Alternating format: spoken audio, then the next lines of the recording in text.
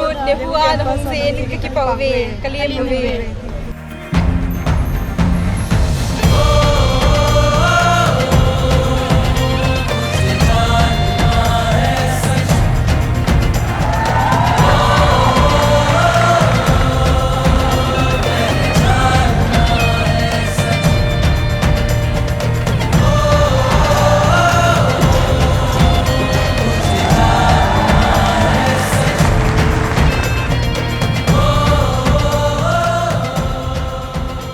Namaskaram and good afternoon to everyone. Well, why this Youth and Truth? How did it come about? Well, in the last 36 years that I've been active with people, it's been a constant refrain like this. Thousands of people asking me this question. Sadhguru, when I was 20, where were you? You came when I'm 60. What is the point? These sort of questions have been a continuous thing that I'm hearing. So we thought we will step out and meet all those people who are below 25 in this country. So this will… right now, as a part of this, in this month, we are doing 18 universities. You are number 16 right now. But we will continue this process for another 3 years. One thing is to speak to the youth. Another thing is to create a repository of questions and sensible answers for that, so that the next generation that comes, at least they will invent a new problem. Because every generation is asking the same dumb questions, but it's not getting resolved. See, if we had one kind of problem, the next generation should at least have a new problem, isn't it?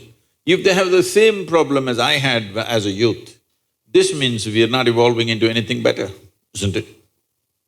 So whatever problems they have now, at least they must come up with a new problem, the next generation.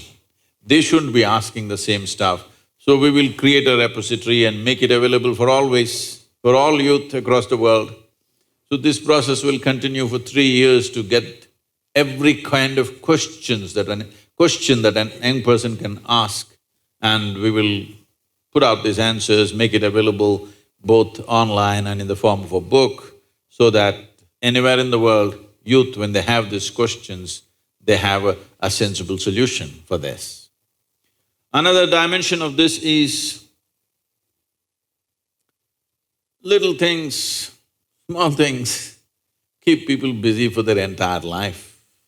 In the sense, most human beings are just struggling with their own thought and emotion for their entire life.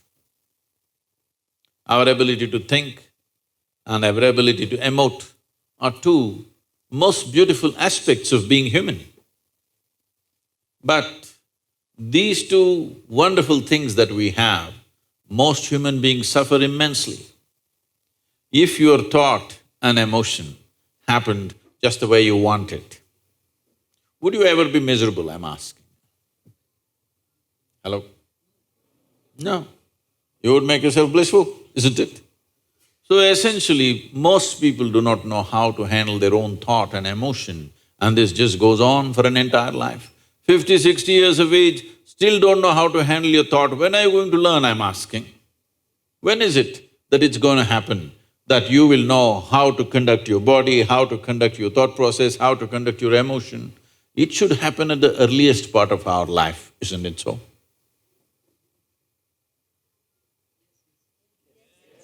Is this usually a nap time in the university? Huh? Should we… how to use this body, how to use this mind, how to use these emotions and energy, should we learn at the earliest part of our life or towards the end of our life? So, it amazes me how for most human beings life passes without they ever figuring out how to handle their thought and emotion even towards the end of their life. Well, if you have to produce a great society, if you have to produce a great nation, if you have to live in a great world, there is no such thing as creating a great society or a nation or a world. Actually, we can only create great human beings. There's simply nothing else we can do. When we say great human beings, in some way, their genius unfolded in their life and suddenly they stood out among many other people. Right now, in my estimate, if my percentages are wrong for Shillong, you must tell me, but generally in the world, looking at people, I think not even 1% of humanity manages to unfold or blossom their genius within them. Every human being has a certain genius, but unless it finds an internal and an external ambience, it will not unfold. Just the concerns of livelihood, concerns of sexuality, relationships, family, some problems, they keep them busy, their genius will never unfold. In my estimate, I'm thinking it's well below 1%. If we can make this 10% in this generation, if 10% of the humanity manage to unfold their genius, oh, we will have a miraculous world, not a simple world. We will have a tremendously miraculous world. So, one thing that's happened, why we are more competent to do that right now is, never before our survival has been as well organized as it is today. Suppose you were in Shillong 1,000 years ago, morning if you want water, go to the river, get one bucket of water. Most people today are not even fit to carry a bucket of water for a mile. Yes or no? I mean, just survival kept us so busy.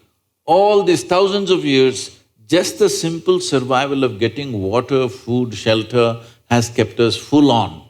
This is the first time, if you have the needed money, you can go to your shop and buy everything that you want for the next 1 month and not step out of your house. It's possible, isn't it? Food and shelter and other things are better organized than ever before in the history of humanity.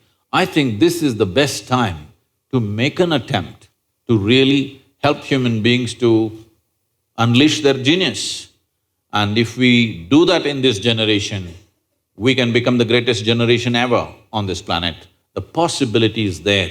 Do we have the commitment and the courage to walk the distance? Because between a possibility and reality, there's a distance. Do you have the commitment and courage to walk the distance? This is all it takes. So we are seeing how we can take youth in this direction, because every human being has untapped genius which comes in a package and goes in the same package without ever being explored. We don't want to bury your genius one day, we want it to flourish in the world. This is why we are here. On to you. Hello. A very good afternoon, everyone. Namaskaram, Sadhguru. At the very onset, I would like to extend my heartfelt gratitude to you, Sadhguru, for sharing this wonderful day with us. It is indeed a blessing to us to have you here. Let me start introducing ourselves to you. We have Riya, student from Commerce Department. We have Abhijit, student from Engineering Department. And myself, Sunita, student from Botany Department. Sadhguru, you have just landed to Shillong. I'm sure you must have enjoyed your journey. How do you like Shillong? Well, it looks like a beautiful place, but I haven't seen much of it. Indeed, Shillong is a beautiful city, but I must say that the beauty of this place has enhanced much more with your presence here. I second that, Sunita. No. It is indeed true. The air itself has changed. It looks more charismatic. Thank you so much for being here with us, Sadhguru. NEHU has been brimming with questions. We received so many questions that it was so difficult for us to come to a few. We've chosen a few, or we've compiled some of the questions asked by you. We will be discussing those questions, Sadhguru, but before that, I would like to brief the audience about today's schedule. So we will be discussing the questions, as I said, asked by you, and then we'll have some questions that we received from social media. from those who have not been able to make it here today. And then we'll leave the floor open to the audience. So if you have any questions, you might as well get them ready. Without further ado, I would request my friend Abhijit to begin with the question. Abhijit. Namaskaram, Sadhguruji. The first question that I want to ask is actually related to me. I'm in the last year of engineering. So now there is a very big decision that I have to make now. And people have told me that if I take decisions from my heart, I'll be successful in life. So, but there lies a problem. The problem is that I don't know which thought is coming from my heart and which thought is coming from my brain. So how can I figure out like which thought is from my heart and which is coming from my brain?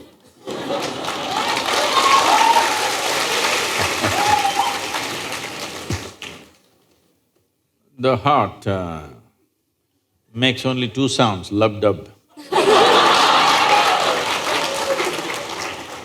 Unless the local girls are disturbing it and it's going crazy. Otherwise, it makes only two sounds. Rest of the noise is all coming from your head. This idea that something comes from the heart, something comes from the brain, it's metaphoric, but unfortunately a whole lot of people are taking it literally. There was a time in many parts of the world, particularly in Arabia, the medical science in Arabia believed the blood is pumped from the liver. You might have heard Urdu sayings about Kalija, have you? Because they believed blood is being pumped from the liver, because liver is a far more complicated organ than the heart. Heart is a simple pump. So do not give it any more responsibilities other than continuously pumping the blood and keeping you alive. Unless somebody here breaks it. So, about the last year of engineering, I want you to change that language because this happened. Can I tell you a joke? It's okay? Yeah. You're pretty serious about this, that's why I'm asking. This happened. A very celebrated scientist was at a dinner and he was not grandly dressed or anything, he was looking very ordinary. So the lady who was, sitting next to him, didn't pay much attention to him, she doesn't know who he is. But after some time, just to be polite, to make some conversation, "May I know what do you do?" He said, "I'm studying science." She said, "Oh, I finished that in my 10th class." So you're not going to, you're not in the last year of engineering, maybe the course, but not the last year of engineering, because for your entire life, if you learn engineering, when you're dying, after 100 years, okay? I'm not preponing it. After 100 years when you're dying, you would still know, if you are a constant learning process, you would still know you know very little about engineering. With that little, many things happen, that's different. So don't be in the last year of engineering. I know the program may be closing, but not the last year of engineering, okay? So, essentially engineering means to have things the way we want.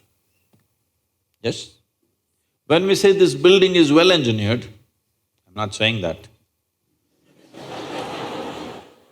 If we say this building is well engineered or an automobile is well engineered, what it means is it's functioning the way we want. Yes? Of all the pieces of engineering on this planet, of many pieces of engineering, a tree is a fantastic engineering, even a mountain is fantastic engineering because it stood there for 1,000,000 years, that means it must be good engineering, isn't it? Yes? Something that stands there for 1,000,000 years must be well engineered. Of all this, the most sophisticated piece of engineering is human mechanism, isn't it so? Hello? Most sophisticated of all the pieces of engineering. Now, because it's a sophisticated piece of engineering, it needs a certain level of attention, otherwise you don't figure it. Now that we gave you such a highly, high-tech piece of engineering, I'm asking you, did you read the user's manual? I think there is no user manual for now. How can they make such a fantastic piece of engineering without a user's manual? Maybe it doesn't come with a booklet attached to your neck when you were born. But indications must be there, isn't it, how to use it? Huh?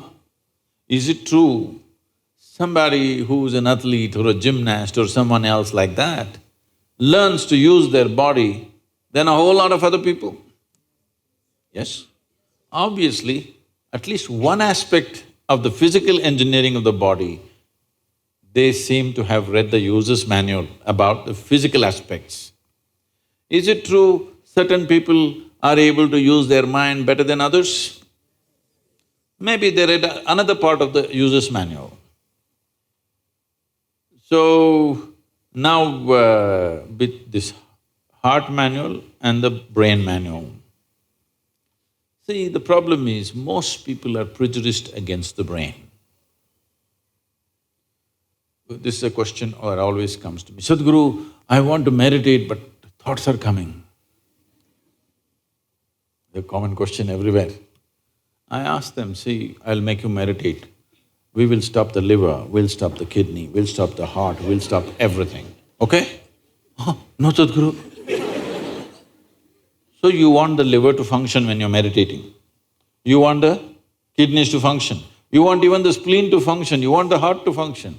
But you don't want your brain to function for some reason. This is simply because brain is a new equipment that you got in the evolutionary process.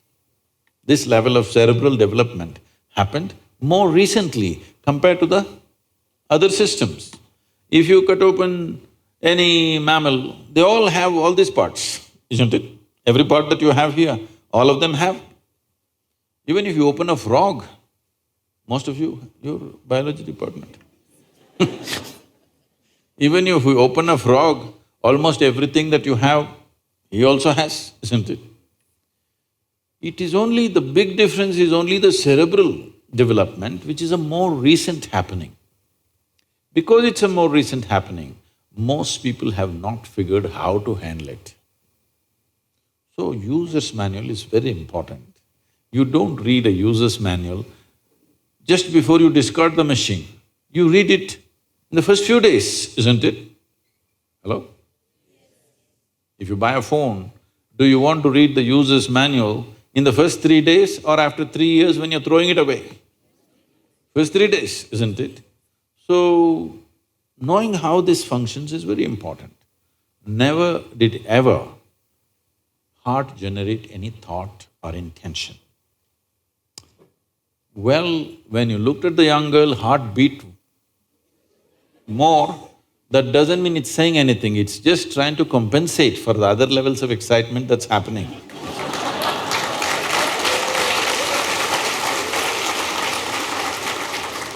The heart is not trying to say anything, it is only compensating, you need more blood, so it's pumping little harder. That'll happen even if you run up the staircase. Yes? What happens to you little panting when you fall in love also happens physiologically when you run up a staircase, yes or no? Fear also does that to a whole lot of people. So, heart is not trying to say anything, it is just trying to make sure every part of the body gets the nourishment of blood flow. So, it's your brain speaking in different tongues. What's your native language? What's your mother tongue? Assamese. So, Because when you know 2, 3 languages, sometimes it gets confused, sometimes it speaks in English, sometimes in Assamese, sometimes in something else. So you're thinking different people are speaking, heart is speaking, mind is speaking, no. There is thought and there is emotion. People think these two things are saying different things. They're not saying different things. The way you think is the way you emote, isn't it so? Right now, if I think, oh, she's the most wonderful person on the planet, I just have to think.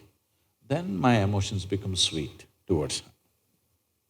Now I think she's the most horrible creature on the planet. Now my emotions become nasty. Yes or no? I cannot think she's horrible and have sweet emotions. I cannot think she's wonderful and have nasty emotions, isn't it so? But today, I thought she's the most wonderful person and my sweetness was flowing. Suddenly she did something tomorrow that I don't like. I think she's horrible. Thought is agile, it changes direction just like that. Emotion is little sappy. It takes time to turn around. So that period, you struggle as if there are 2 dimensions of thing happening. Because thought is saying one thing, emotion is still going sweet, because it takes time to become nasty. Everybody struggles, but it catches up or no after some time? Hello? Today you thought she's wonderful, sweetness was flowing, tomorrow she did something you don't like, you thought she's horrible. The thought is clearly saying she's horrible, but emotions are struggling because they can't turn quickly. They take time to turn. But after a week or 10 days or 2 months, depending on how deeply you're engaged, after some time, emotion catches up with the thought. Emotion also says, yes, she's horrible, so let's be nasty to her. So, they're not speaking different languages. One is agile, another is little slow in its corners. So, it looks like they're speaking different languages. When it comes to what you want to do, you must think clearly, it's very important. Thinking clearly means, the question is not about what will get me this, what will get me that. Is your life precious to you? All of you, I'm asking. Your life, is it precious to you? So before you invest this life into something, you must look whether today if I invest my life into this, after 25 years, will it still mean a lot to me? After 50 years, will it still mean a lot to me? At the end of my life, if I turn back and I look, will I be proud of this or will I be ashamed of what I'm doing right now? Doesn't matter what other people say. But you should not do anything that you will feel ashamed of, isn't it so? Huh? It doesn't matter, people say so many things.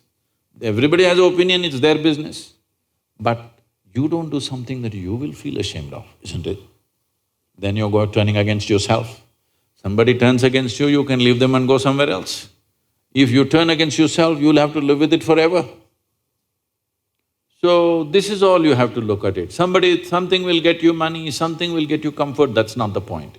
What you choose to do, will it give you a life? When I say give you a life, are you just trying to make a living or are you trying to make a life out of this? This is important. Making a living is not an issue. A worm, an insect, a bird, an animal, all of them are making their life, making a living, isn't it so? They're even making a life out of it, but definitely they're making a living. So making a living with such a big brain is not an issue. Earning your food is not an issue, making a living is not an issue. Only problem is you want to live like somebody else, that's an endless problem. I want to live is not a problem. I want to live like you, this is a problem. So, it is important, if you consider your life as a precious life, you must make sure you make a wonderful life out of this. Whatever opens up in that direction, that is the thing you should do. But when you're under the pressure of peers, somebody is saying, I'm going to America, somebody says, I'm going to the government job, somebody says, I'm doing this. So one thing that all of you should do before you make big decisions in your life is withdraw from these pressures of peers, professors, parents, everybody. Just spend 3 days to 1 week by yourself Look at it, what is it that you really want to do? Not under pressure from other people. What does this life want to do? Do that. It doesn't matter what other people think about it.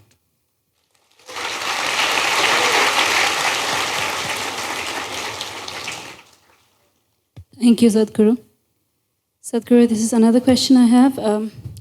You have mentioned on a number of occasions that we cannot ignore the materialistic body that we have been given and that we have to live with it. But how do we find a balance between the materialistic world and the spiritual world? Where exactly do we draw the line, Sadhguru? See, first of all, there is no imbalance. The imbalances come simply because of ridiculous teachings. First of all, there is no such thing as material and spiritual. Even if you're spiritual, you're walking on this planet, isn't it so? Is that material? Or will you go in space? Is this material? So, how do you separate these two things? These sort of teachings and these kind of sayings, these kind of confusions have been generated by people who are not spiritual in their experience. They're spiritual because it is what to say, it's a cultural fad. Somebody read something and they think they're spiritual. You're reading something, you're reading a book, it's called literacy, not spirituality, isn't it? Oh, I read this book, so I've become spiritual, there's no such thing. All I'm asking is, let us take off this word because it's the most corrupted word. If you say spirituality, somebody's thinking of heaven, somebody's thinking of God, somebody's thinking of an egg-shaped something floating. Leave that word. You have a body, for sure, it's visible. You have mind, yes? You have emotions. But there is also life energy behind this, isn't it? There's a life. Are you alive? It's a question. You are alive. So let's not give it any other name. There is life. All physical material that you gathered from outside, isn't it so? This is just the food that you've eaten. Yes or no? What you call as my body is just a food that you've eaten, or it's just a piece of the planet. What was soil became food, what was food became flesh and bone. Now we're sitting here. We gathered this body over a period of time. You were not born like this. You gathered it slowly, piece by piece, isn't it? Little by little. Similarly, whatever is in the content of your mind, whatever the content of your mind, also you gathered from outside, isn't it so? So this is a heap of food, this is a heap of impressions. Anything that you gather, anything that you ever gather, you can claim it is yours. But you can never say it is me, isn't it so? Hello? Right now, as I'm speaking, I'll take this vessel. It's become very famous, this vessel. This is my vessel. If I say this is my vessel, you will think, oh, Sadhguru's got some problem. But let's listen, everybody says he's wise. After some time, I say, this is me. Then you say, let's go home. I did not say it, ma'am.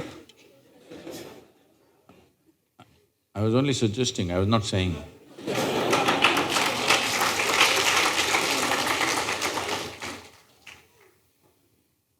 Because the moment I say this is me, you know this is a nutcase. Yes or no? The moment I say I am the vessel, you know this is a lost case, isn't it so? So, this is happening to you every day. Food appears on your plate, you say, this is my food. You eat it, then you say, this is me. Case or no? Hello? You have a psychiatry department also in the university? No, no medicine. VC is saying it'll come soon.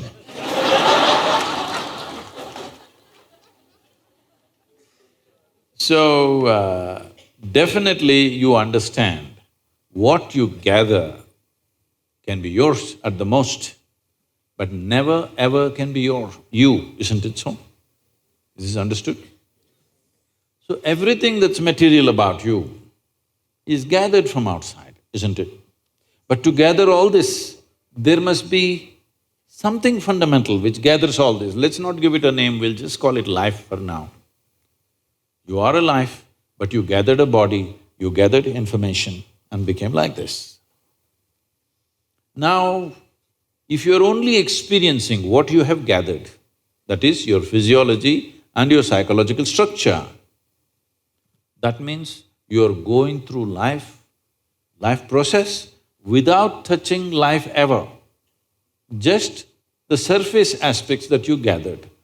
You are only experiencing the accessories of life. See, today when people use the word life, you have to sift through that because they may be talking about their job, they may be talking about their family, they may be talking about their dog, they may be talking about their wealth or business. When they say my life, you are supposed to understand what the hell they're talking about. They're not talking about life.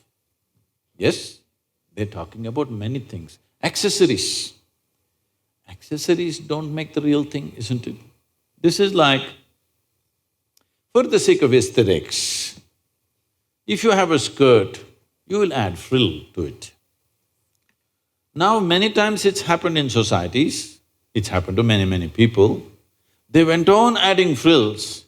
Frills became so much of their attention, they forgot to wear the skirt. That's an embarrassing way to live, isn't it? That's all that's happening to humanity right now. They gathered so many things, now they've forgotten what is the basis. Only to facilitate this life to happen better, we gathered all these things, isn't it? Yes or no? Everything that we gathered, including our education, you're educating yourself because you believe, if I'm well educated, my life will be good. You will get married, why? Because you think if I'm with somebody that I like, my life will be good. You have children, why? Because somebody convinces you if you have children, life will get better. You have a dog, why? Because you understand if you have a dog, maybe life will be better. When nobody else is reliable, dog will be there. Yes. It's not only man's best friend, it's a woman's best friend also these days. So, we gathered all these things only to enhance this life, but this has been totally forgotten. So if this comes into your attention, then we use this most corrupt word called spirituality. That means you started experiencing something more than the physical. Why I'm saying this is, right now your entire experience of life is limited to seeing, hearing, smelling, tasting and touching. This is the way you know there is a world, this is the way you know that you are existing right now.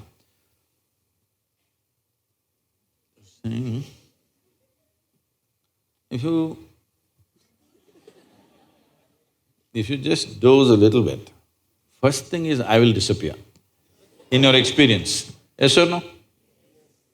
A little more means everybody will disappear. Then you also disappear, isn't it? Yes or no? See, you're alive, heart is beating, even brain is functioning, everything is functioning, but in your experience there is no you, there is no world, there is nobody, isn't it? All that's happened is the five sense organs shut down, that's all. So right now your whole experience of life is only through these five senses. So these five senses in the very nature of things can only experience that which is physical. See, you can see only those things which actually stop light, they must be opaque, not only physical, even the air is physical, but you don't see it. Simply because only if it's opaque, if it stops light, only then you see this. Suppose my hand doesn't stop light, you don't see it, isn't it? Do you see my other two hands? No, because they don't stop light. Anything that does not stop light, you don't see. But isn't air vital to your life? Hello? Just because you don't see it, can we dismiss it? Is it very important? Vital. Similarly, The life that you are is not visible to those two eyes, but it is the most vital thing, isn't it? So, there is no need to balance. They're all perfectly balanced, that's why you're alive. Spiritual process does not mean you are going to invent something. Always, spirituality was referred to as realization. Realization means what? Something that has always been there and I was stupid enough not to see it. Today I saw it. I did not invent anything, I did not create anything. Something that was always there, I saw today. Though it is all the time here, I did not see it, only today I saw. This is realization. This is not an attainment, this is not an acquisition, this is not something else. This is just realization. So, realization does not change any dynamics of life. It's just the way it is. But because you realized, suddenly you are empowered. Just because we realized the planet is round at one time, it has empowered us in so many ways, isn't it so? If we thought it's flat, which as we did some time ago, no, but we just realized we didn't make it round. It was always round, but we thought it's flat. But one day we realized it's round. How it's changed our life, isn't it? Similarly, spiritual process means just this, you're not doing anything. You just started seeing everything the way it is, rather than imagining it some another way. And seeing things the way they are is the biggest empowerment you can have, isn't it? In your life, whether you want to engineer or you want to run commerce or you want to do biology, first and foremost thing is, you see it the way it is, isn't it? If you don't see it the way it is, everything that you do will be wrong, not one thing. Everything that you do will be wrong. Suppose we thought the earth is flat and made 1,000 calculations about this planet. Everything, not one thing, everything will be wrong, isn't it so? So without realization, not one thing, everything is wrong with life.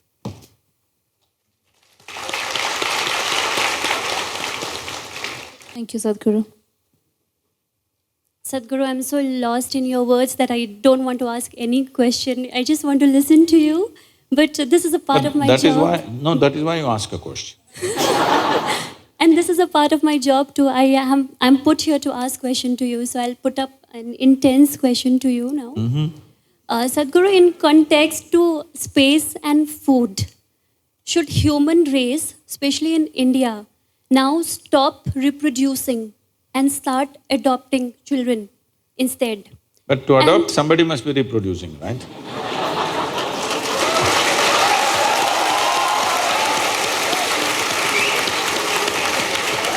You mean to say… But there are… you mean to say robotic… No, Sadhguru. I think there are many children in the street that need parents and home. So why don't we bring them to our home rather than reproducing by our own? Why don't we parent them? But in the process of doing so, are we losing the very essence of motherhood? And what is the meaning of motherhood according to Sadhguru? That is my question. See, suppose your mother delivered you and did not show any sense of inclusion, she just left you there. Is it possible that she could become your worst enemy? Yes or no? Very much, isn't it? Yes. So your mother is your mother not because she biologically delivered you. Your mother is your mother because in various ways she showed you that she is holding you as a part of herself. Yes. Just biological delivery did not make her mother. Biologically, yes, because you are from the biology department. But in your experience, she is your mother only because of the level of inclusiveness that she has displayed in her life, isn't it? If she excluded you, she will become your worst enemy, isn't it? Yes. So for this inclusiveness, for you to include somebody, all it takes is willingness. Yes? All it takes is willingness, not biological capacity to get pregnant and deliver. All it takes is willingness. Right now, if you are willing, can you Just look at these people and really see them as your own children. Possible? Possible or no? Maybe you have some issues with some of them, that's okay. I'm leaving those two people. She's just identifying, oh, but these two. I'm trying to figure out whom do I know in the audience. I'm trying to figure You don't out have my to know friends. anybody. You don't know anybody. But can you sit here like a mother to all of them? If you're willing.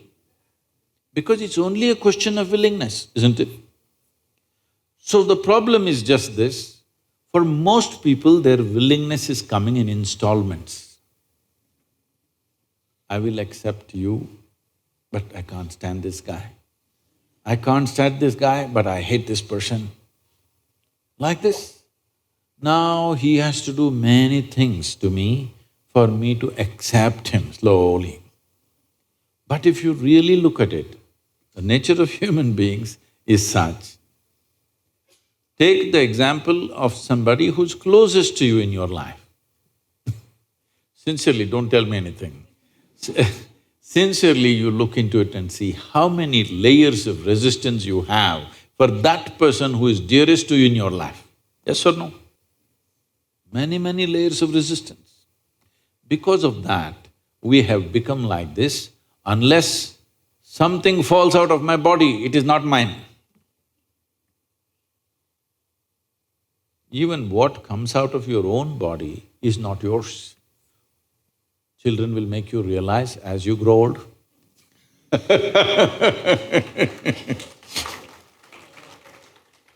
Enlightenment from the next generation. Because biology will bind you only to a certain point. Beyond that, there is human intelligence and emotion and consciousness. If there is no inclusiveness, you will not feel like one. You may be biologically connected, but you may hate each other intensely. Possible, isn't it? But people will fall back on biology because for them, only their blood is functioning, their brain is yet to function. For most human beings, their blood is functioning, genetics are there, stuff is there, but their brain is yet to function. As I told you, it's new, they've not learned how to use it. Generally, they're using it against themselves. They call this stress, they call this anxiety, they call this depression, misery, whatever. Essentially, your intelligence has turned against you, that's all, isn't it so? Hello? You can give it many names. When the psychiatry department comes, they will give you many labels. They have identified some 72 or 74 varieties of mental ailments now. So they'll give you one of those titles. But essentially, your intelligence is turned against you. So, can I tell you a joke? Okay. Because you said it's a very intense and serious question. The biggest problem with human life is, we have taken ourselves too seriously. This is the biggest problem. See, on this planet, you're just a pop-up. Have you seen those pop-ups on the computer screen? They come poop and poop. You are just that on this planet. In the life of this planet, you're just a pop-up for 2 seconds and out. Countless number of people who thought they were bigger and smarter than you have been here before you and me, isn't it? Where are they? All topsoil?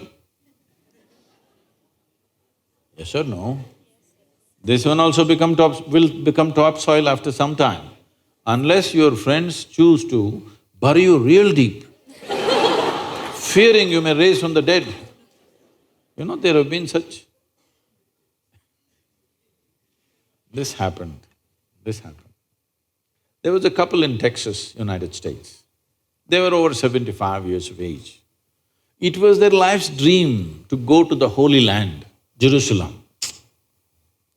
But you know, marriage, children growing up, university, marriage and grandchildren, da-da-da. Once you start one thing, it's an avalanche, you know. Many things will happen. Now they're over 75, now they got an opportunity, so they went to Jerusalem. Jerusalem is a place where every cobblestone is bleeding with history. So they walked that street where Jesus is supposed to have walked, felt overwhelmed. Went to that place where Jesus is supposed to have walked upon the water. Like this, they went all over the place. Very excited. Unfortunately, the lady had a heart attack and she died. So the man was preparing to take the body back to Texas. But then the local people came. They said, "This is the Holy Land. This is the right place to die. Your wife has done the right thing. There is no point taking this body to Texas, and taking the body to Texas, the flight charges are $18,000 plus local charges out there for rituals and stuff. Here, because you have lost your wife and you come for America, just $20,000 will finish everything." The man looked at them and then he said, "No, I will take her back to Texas." Then they said, "Okay, it's all right, because you're from Texas, we'll give you a super discount.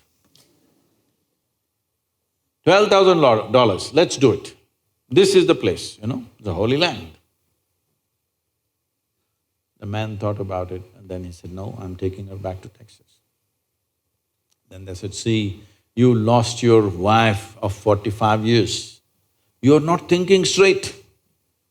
You're distressed.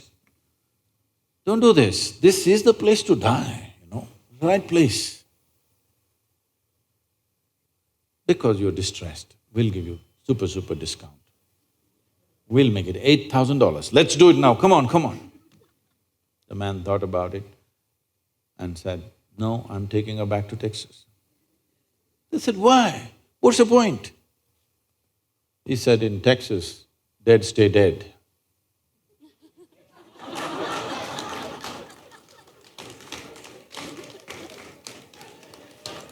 You're not getting it, not getting it.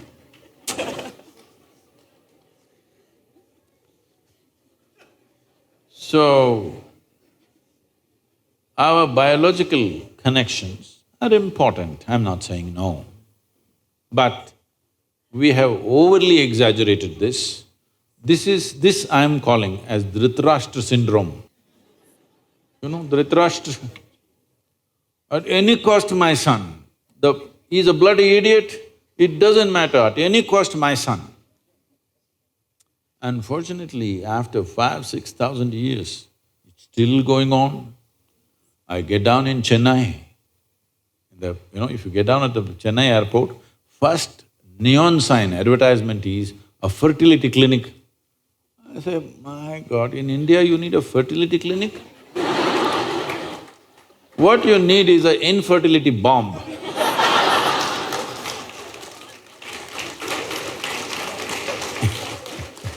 I'm not propounding any kind of philosophy or ideology for you.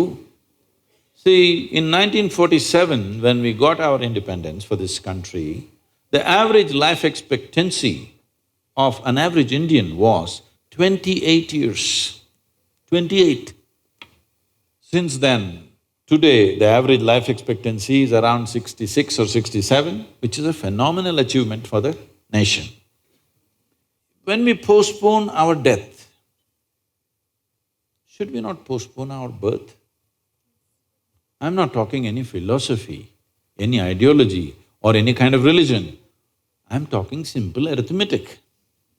You postponed your death, should you not postpone the birth? Hello? So right now, it is not that too much reproduction is happening. Yes, it's happened, but it is not that excessive reproduction has happened, it's not true, we've managed that. But people are beginning to live little longer, which is a wonderful thing. Yes? People are beginning to live longer. Everywhere you go, I was at the World Economic Forum, there were, at that time in 2008, there were 4 union ministers gloating to the foreign media, "We are the youngest nation in the world, we are the youngest nation in the world, our demographic dividend is like this, like that." I thought, okay, once, twice you say it, it's all right, but they said it half a dozen times. Then I asked, what happened to the old people? They said, no, we are the youngest nation in the world. All right, but what happened to the old people? No, we don't have old people, we are the youngest nation. All right, but why? Because nobody got old, everybody died young. See, is it not unnatural that you don't have old people in a society? Is it not unnatural? Only young people are there means what? Nobody got old? It's a dangerous situation. Yes, well, now people are getting little older, wonderful. So now we must also graduate our reproduction a little bit, calibrate a little bit. In this culture, largely in the Indian subcontinent, at certain times of history, we had it like this: 70% of the population was in family ways of life. 30% was ascetic. They were taking sannyas or whatever, they're never getting into that aspect. Just this managed the population very well. Just this one thing, 30% never engaged in sexual activity or marriage or anything, they did not produce children. So the remaining 70%, even if they had 5 children, by the time the child becomes 15, normally nature made it into 2 or 3, always. And periodically there were wars and people died more easily in the past because there was no such medical thing. Those who were not fit to live, they died. Today we have many things, it's all great that we've done certain things for the human well-being. But we must also understand the land that we live upon also has a life. It's a life by itself. You can't just be occupying every square inch of it and thinking we are doing something fantastic. You're stupid. Because today there are some studies which say, if all the insects on the planet die today, let's say all insects died today, in about 4.5 to 6 years' time, all life on the planet will disappear simply because there are no insects. Except deep down in the earth, there are certain microbes which may survive. If all the worms die today, in 18 to 24 months, all life on this planet will disappear, including you and me. If all the microbes disappear right now, all of us will be dead within 1.5 hours. But if all of us disappear, planet will flourish. Yes or no? So one wrong perception that's happened, religions have spread these messages saying that we were made in the image of God. So all other creatures are here to serve us. No, please just go and look at the movement of ants. An ant doesn't think he's there to serve you, he's got a life of his own. Yes or no? You interfere with that, he will do what he has to do to you, isn't it? Does he think he's there to serve the human being because you went there, all of them put up their front legs and did this to you? Huh? He's got a complete life of his own. His life is important for him, isn't it?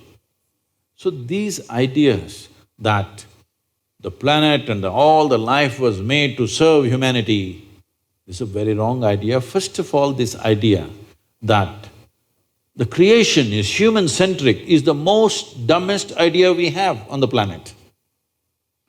This creation was not made for human beings. We are just one consequence of the creation. On this, the biggest problem right now humanity has, why we are doing what we are doing, whether it's reproduction or construction or whatever else we are doing, why we are like this is, see, in this cosmos, nobody knows where it begins, where it ends. In this cosmos, this solar system, this sun and these few planets, 12, 14 planets, it is a tiny speck. Tomorrow morning, if this speck of a solar system just evaporates, nobody will notice it, it's that small. In this tiny speck, planet Earth is a microspeck. In that microspeck, Shillong is a super microspeck. In that, you are a big man.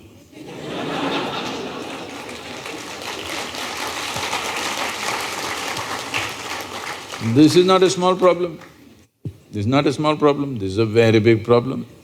So everybody wants to leave their footprint. Reproduction largely is a footprint. People want to leave a footprint. I'm not saying nobody should have children, nobody should have children. But once you become human, the difference between us and other creatures is, whatever they do, we also do. They eat, we eat, they sleep, we sleep, they reproduce, we reproduce, they die, we die, all right? We're doing the same things. But the significance of being human is, we can do it consciously. Reproduction also must happen consciously, isn't it? Hello?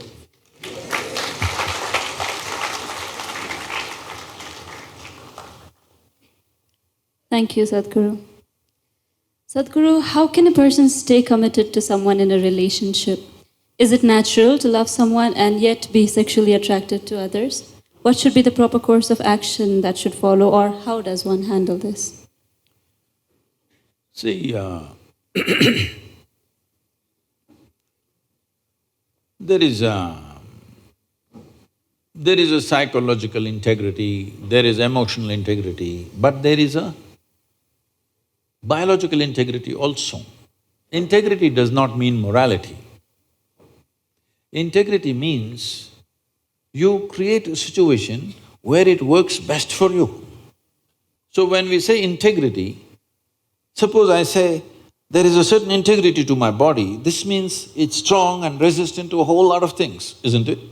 It doesn't mean I'm morally stuck in something. So I'm talking about… I want you to understand the word integrity in that context. We're talking about integrity in terms of strength of this life. So if that is the thing, is it true? Do you remember how your great-great-great-great-great-grandmother 10 generations ago looked like? Do you remember? No. But her nose is sitting on your face. Yes or no? Body remembers, isn't it? Body remembers your forefathers 1,000,000 years ago. Yes or no? So what you're calling as my body is a heap of memory, isn't it so? It is. Memory or no? See, now from Nepal you came to Shillong, you eat a lot of this Meghalaya food, your features won't change because your body remembers what is your genetics, no matter what. Or you start eating, let's say, cow's food or dog's food, your body will not get confused and become a dog or a cow because there is evolutionary memory in this. Do what you want, it never gets confused, isn't it? You start thinking I'm a dog and start barking like one, still the body won't change. Yes or no?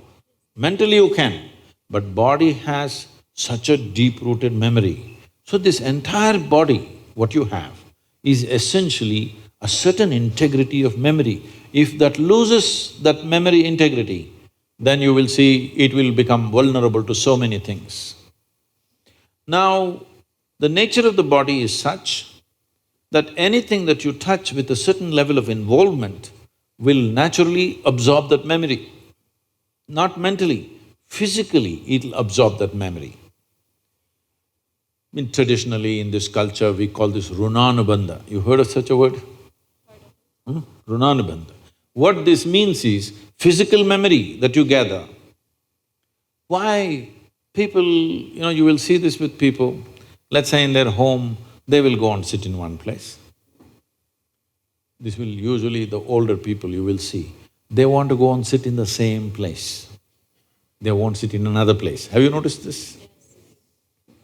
Even your dog, he comes, if he wants to sit here, he'll smell this, he'll smell that, he'll smell that, he'll smell that. And after much searching, he will settle down in that particular place. Next time you chase him somewhere, he comes, he goes and sits in the same place. Because there is memory. Today there is forensic equipment where you're sitting here right now, you went away. After 2, 3, 8 hours, if they come, not with a dog can easily do it. But with forensic equipment, we come here and just check this chair and we know it was you who was sitting here, not somebody else. So there is memory. Wherever you sit, stand, whatever you touch, there is memory and transaction happening all the time. Well, you come from Nepal, in India also it's very much there, in south is very strongly there, north maybe it's become weakened. People never give salt to another person. Do you know this? Here also? If somebody gives you salt, you say, please keep it there. Because there are certain materials which transmit memory much better than others. Salt, sesame seeds, lemons, like this, if you give traditional people, they'll say, keep it there, I will take it. Because they don't want to develop runanabandha with you. Now, in India, if you see older generation of people, if you try to shake their hands, they'll do like this, because they don't want to get runanabandha with you. Because the idea is to keep the integrity of your body's memory in such a way that it doesn't become vulnerable to other things, that you become a very integrated life. If you want to nurture yourself to be a certain possibility, then you have to maintain the memory integrity. This is what runanabandha means. You keep your physical memory to the minimal. A sexual interaction is something where a huge amount of memory is taken from one to the other. So always, not in this society, everywhere else, forever people saw the advantage of keeping that memory to the minimal. If you make that memory very complex, you will see to be at ease will become very difficult after some time. There will be pleasure, but there will be no joy in your life. You can observe people, don't go by what I'm saying. You can observe people, they will have pleasure, they will giggle all the time, but you look at them, there is no joy in them, there's no ease. Because the ease will go away with excessive memory. This is not only with sexuality, there are many other things that you do like this. Right now you see this very much in the Western societies.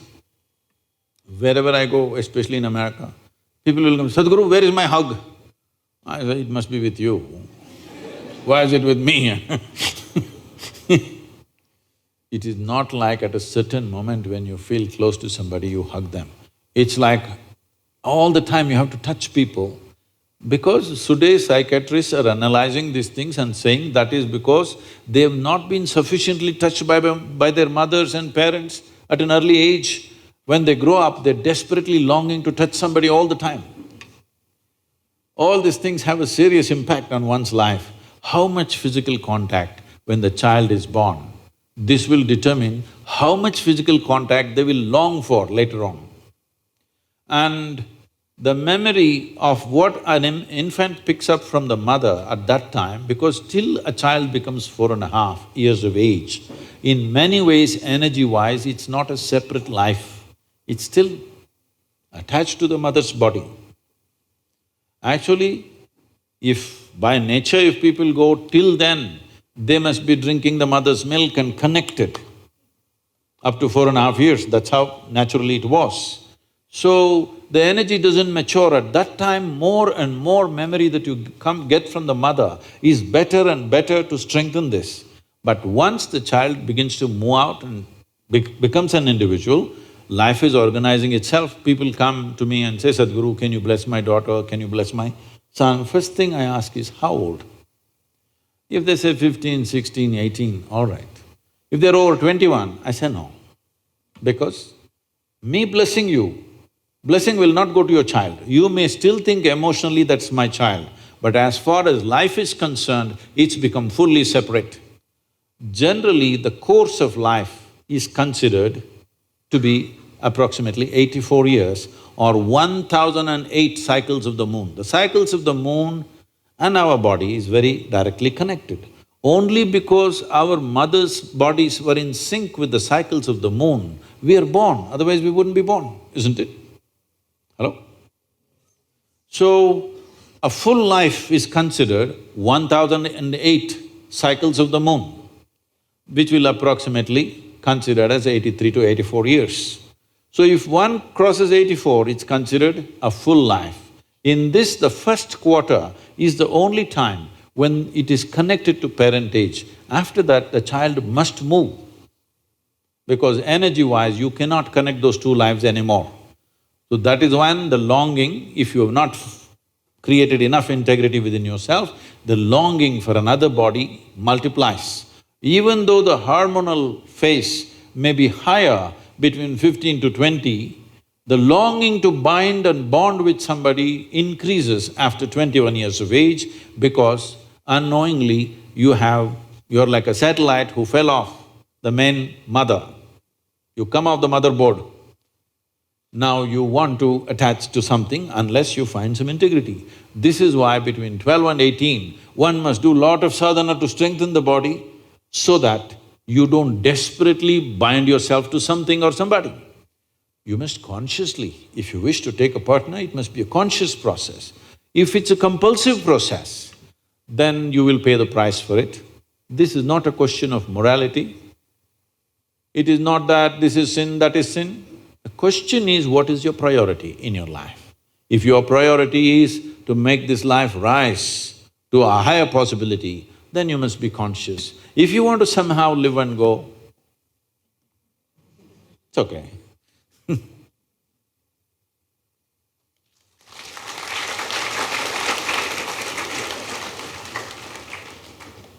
Thank you, Sadhguru. I'm sorry if I discouraged You just answered my question, Sadhguru. Thank you so much for that. Sadhguru, we all believe our life is precious, and I believe that our body is equally precious after we die. When we die, should we allow our body to be burned or buried or to utilize by someone else who is in the need of organ? Is this against the law of nature? What are your views on organ donation? Well, this question will not be relevant in another 4 to 5 years because everybody will have stem cell organs growing whatever they need. You can have a spare heart growing in case somebody breaks it and or a liver or a kidney or whatever you need. Even they're saying you can even grow joints at some point, that you can have spare knees ready in case these wear out, immediately So, if you do not know this, in most, big hospitals, in the last 10-12 years' time, for most children, they're preserving a piece of the umbilical cord. As a part of the stem cell thing, you should know. Because we can manufacture almost any organ you want. So this question will become irrelevant. Technology is moving. About donating organs, well, see, giving away. Actually, somebody was asking me a question in Hyderabad, a film personality was asking, say, I don't love anybody that I'm willing to give my kidney to them. For me, love means I can take her out and she's nice and I can take her out for dinner, I can do this and that with her, but I'm not willing to give my kidney to her, so is it wrong? So you're asking, should I give my kidney to somebody? Not necessarily people whom you love, but just anybody, let them benefit after I'm dead, that's a question. See, there are many aspects to this, but first of all, if you already do not know this, there is a sinister business going on in the world. Very sinister business, particularly in Vietnam, Cambodia and some parts of Thailand. Organs are being stolen from live people. Once you campaign for organ donation, inevitably you will drive the societies there because you may be biology, but she's in commerce. If you talk about organ donation, she will see how to make a business out of it. Yes, isn't it? Somebody will look at it as an enterprise. Already it's become a sinister enterprise. In many African countries, this is happening. People are held down and their organs are stolen. This is happening. In a scale which may not be very large scale, but a scale which is of great concern. To that extent, it's gone. So if somebody needs an organ and somebody wants to donate, fantastic. What a wonderful gesture. But at the same time, I am not for campaigning for organ donation because you cannot control it. Once you create the market, you cannot control the supply. They will somehow find the supply, isn't it? If you don't die in time, they'll help you. Yes, they will. If not enough kidneys are coming, they will make sure enough people are dying today. You don't think they'll do it? They will do it. So, it is not good to campaign for organ donation. So many people have come to me saying, Sadhguru, you must campaign for organ donation. I said, I won't do this because I know the consequence. First of all, what you need to understand is, all our body parts, unless they're congenitally something wrong, most of the time, all our body parts are designed for a lifetime. Yes? Designed for a lifetime. Why don't we teach people to live responsibly in such a way that our organs last for a lifetime? We want people to drink and rot their liver, and then we want somebody else's liver. This should not be encouraged, I'm saying. People should understand, if I rot my liver, I will die. Yes or no? This understanding is not there. Everybody thinks it's okay, my liver is rotting, I'll get hers. It's going in this direction. We should not encourage that, if you ask me. So, this happened, you know. Once Shankaran Pillai was supposed to speak in the Rotary Club in Shillong. You heard of Shankaran Pillai? No. He's a famous guy. He was supposed to speak in Rotary Club. But these Rotary Club meetings are after 7 p.m. But by 7 p.m., usually Shankaran Pillai is fully sloshed. So he got fully sloshed. Then he came all drunk to the Rotary Club. And this meeting was about organ donation. You know, Rotary clubs are usually involved in these things. So his friend, a local guy who was supposed to introduce Shankaran Pillai to the club, people said, what is this? This man has come fully drunk. So he said, he is not an ordinary drunk. Because he is so committed to organ donation, he is preserving his organs in alcohol.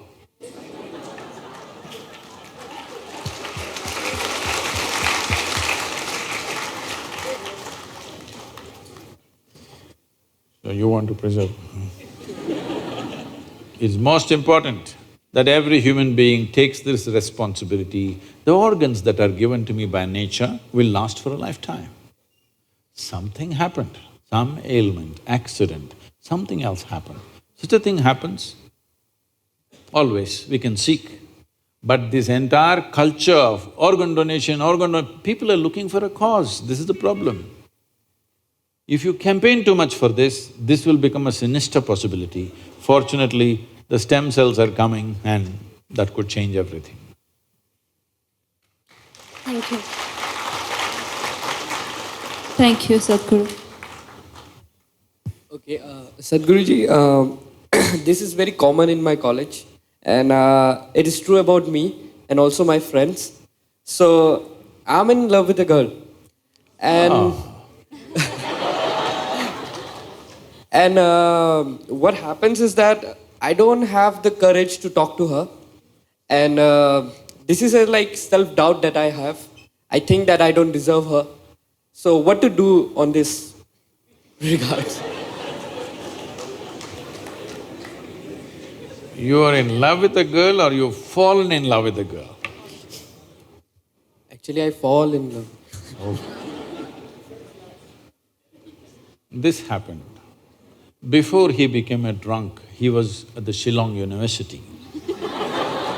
Shankaran Pillai. And he was doing his PhD. So one day he went to his mentor professor and said, sir, I need your help on something very important. So the professor said, yes, that's why I'm here, please tell me. Then he named a college beauty and he said, sir, I'm completely in love with her. I need your help on this. What do you mean you need my help? I'm not here to help you on those kind of matters. I'm here for academic purposes.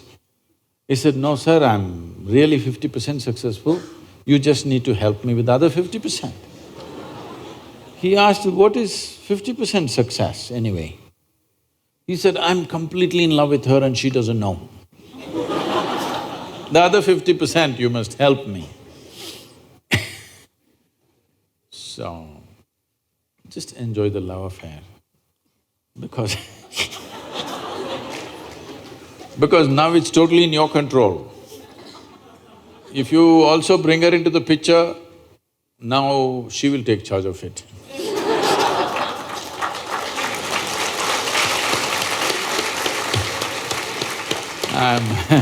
I'm not saying you should not fall in love with somebody, but don't be in a rush to live. At this stage in your life, see how to build yourself up into a worthwhile life, then things will come to you in a certain way. If you rush into life too early, then other aspects of growth will it'll get stunted. Because you got emotionally entangled, now you immediately… the girl says, I'm going to come with you tomorrow morning. Then immediately you have to find some job, you've not completed your engineering, you will find one auto rickshaw to drive. Arey, all these things will happen. Love does all these things to you. So just… you're having a great love affair, just enjoy it, don't tell her.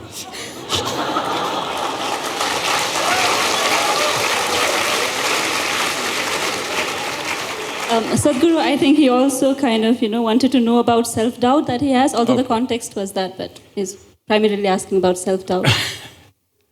See, this is not self-doubt, the doubt is about her. How she will respond, that is the doubt. Somewhere when it comes to yourself, the question of whether I'm good enough for something, not good enough for something, you should not worry about that. You must just see every day how you can be a better human being than the way you are right now. And then the world, the way it responds, tells you whether you're good enough or not. It's not for you to think whether… see, this is why there's an examination at the end of the year. Why? Because you may think you're a great engineer, but the examination results tell you. So this also is like that. You may think I'm a hero, but well, the girl, she has her opinions. So instead of that, see how to make yourself better, in how many ways, not just the way you look. Because your looks will be ignored after some time. You have to make yourself better. How to make yourself better? At least you're trying to make yourself into a good engineer, that's a good idea. Another thing is, just see, better means what? What is it one thing that always draws people? What is it that one thing that makes a person look wonderful is, it is not the shape of your nose or the point of your chin or your hairstyle or something. A joyful face is always a beautiful face, isn't it so? Your nose can be like this, it doesn't matter. Joyful face is always a beautiful face. Do that one thing, maybe she will fall in love with you. Just rise and shine. If you rise and shine, everybody will look in that direction, isn't it? Learn to sing a song. We can train you if you want. Just one song that may make her fall in love.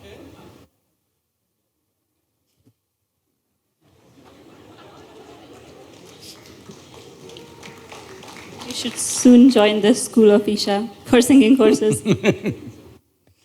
Thank you, Sadhguru. Next question is rather controversial, and you have also addressed this, but we are putting it again here because it is quite relevant. As is known that the majority of population in the state of Meghalaya is that of beef eaters. With the government banning consumption of beef in mainland India, people have an idea that the government is trying to control the very food habits of the citizens of a democratic nation. If beef is to be banned because of religious reasons, isn't it against the idea of secularism? And if it is for the environmental point of view, as you said, why not mutton ban or chicken ban, which are also reasons for greenhouse gas emission? Well, let me change one aspect of the question. Nobody ever uses mainland India. That's only mainland China. Okay. Rest of India.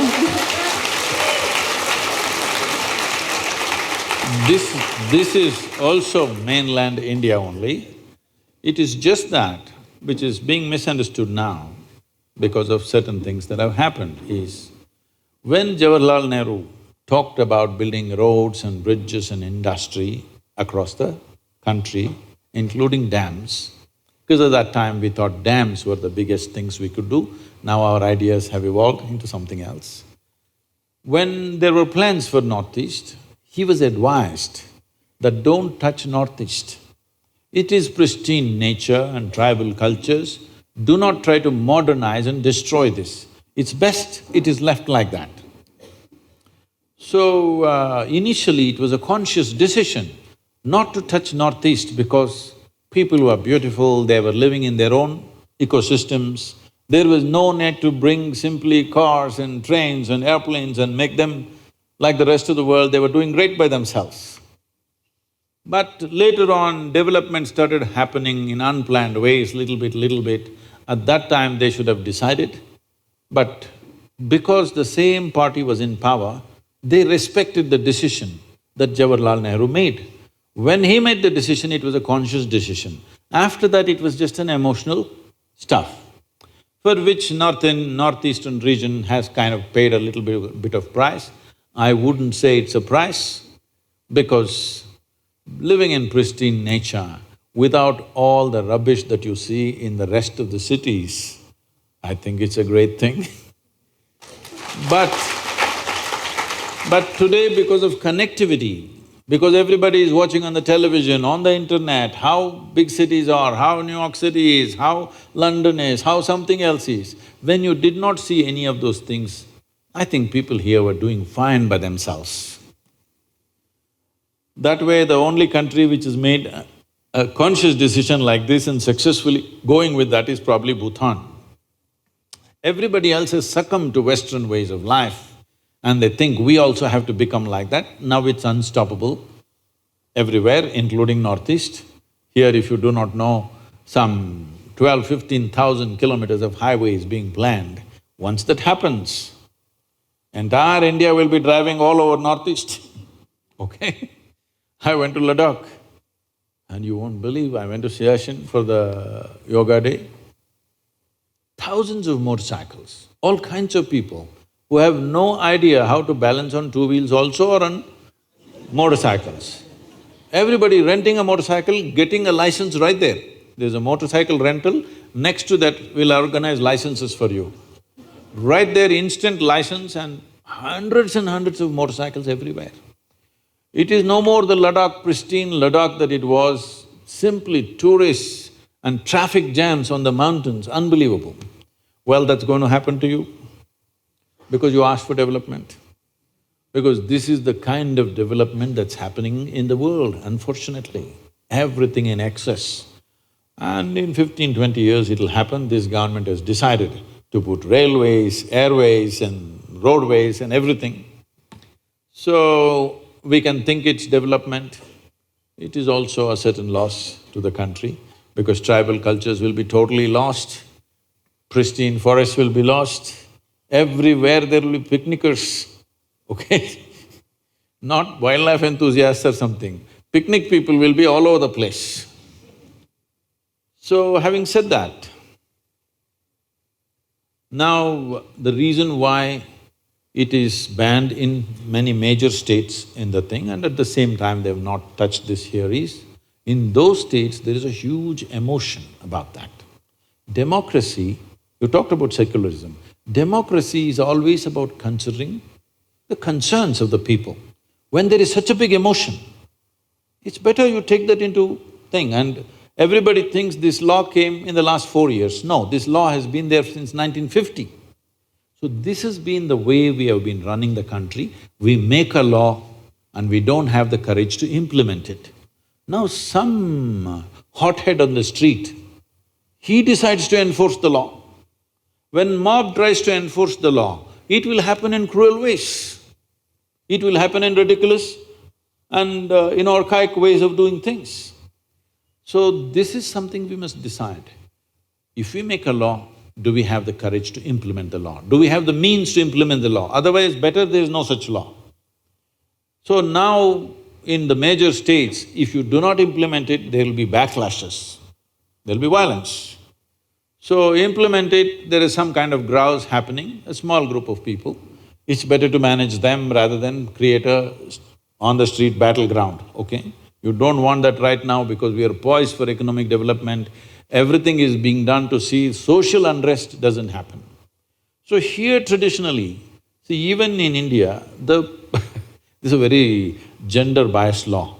You can only not slaughter a female cow. You can slaughter a bull, you can slaughter a buffalo. Look at this, gender discrimination. You can slaughter me but not you. Only cow protection because in this culture, this is a pastoral culture, where we have an understanding. Now it's different, but in the past, if there is a bad agricultural year, if there is a famine, we used to have serious famines in this country, if there is a famine, if I have 2 cows in my house, my children will live. You don't have cows, your children will die. This is a wisdom stuck in people's minds. So when because of my cow, my children lived, I worship this cow because this is the source of my life and my progeny. So there is a very deep engagement with the cow, in the sense when I was growing up, we were never fed milk from multiple cows. That specific cow, it has a name, and every day they will take you there and you at least give something, one banana, one little grass or something to the cow, and always my grandmother will be saying that you're like your mother, you're drinking milk from this cow, you must be always grateful to this cow, this kind of thing.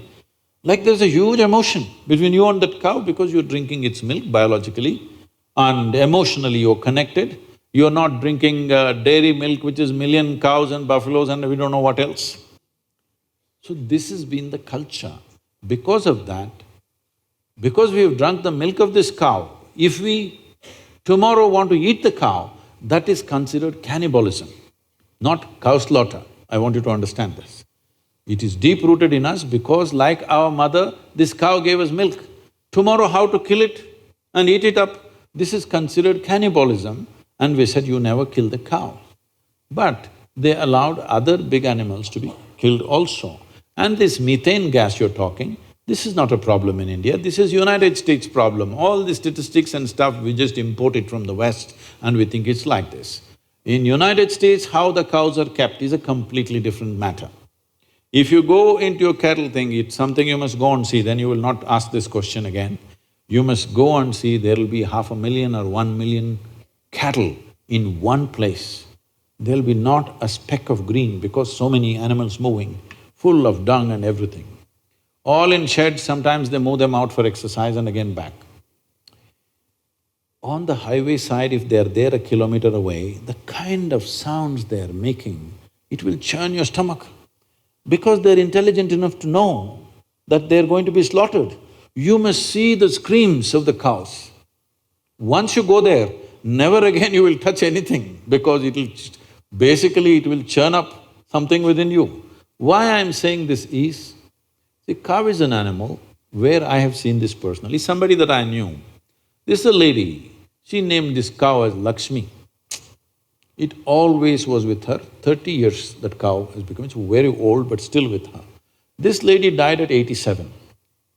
This cow came and just stood in front of the house, did not move from there, refused to eat. 2 days later, it just fell dead right there.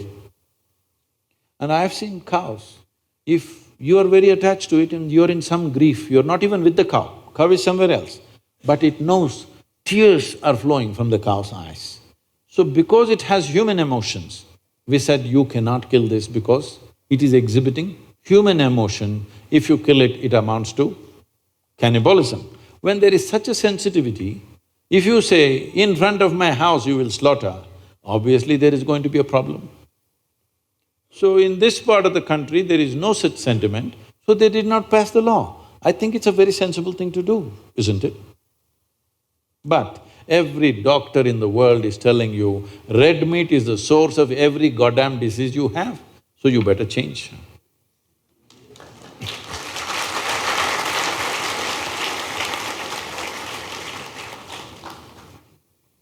It is not a religion, it's a certain sense of humanity.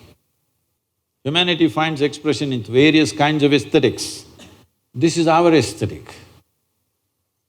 What about the minorities living in those areas, Sadhguru? They can eat whatever do else they not. want. But when it is imposed, the ban is imposed, they cannot. Suppose I like to eat you.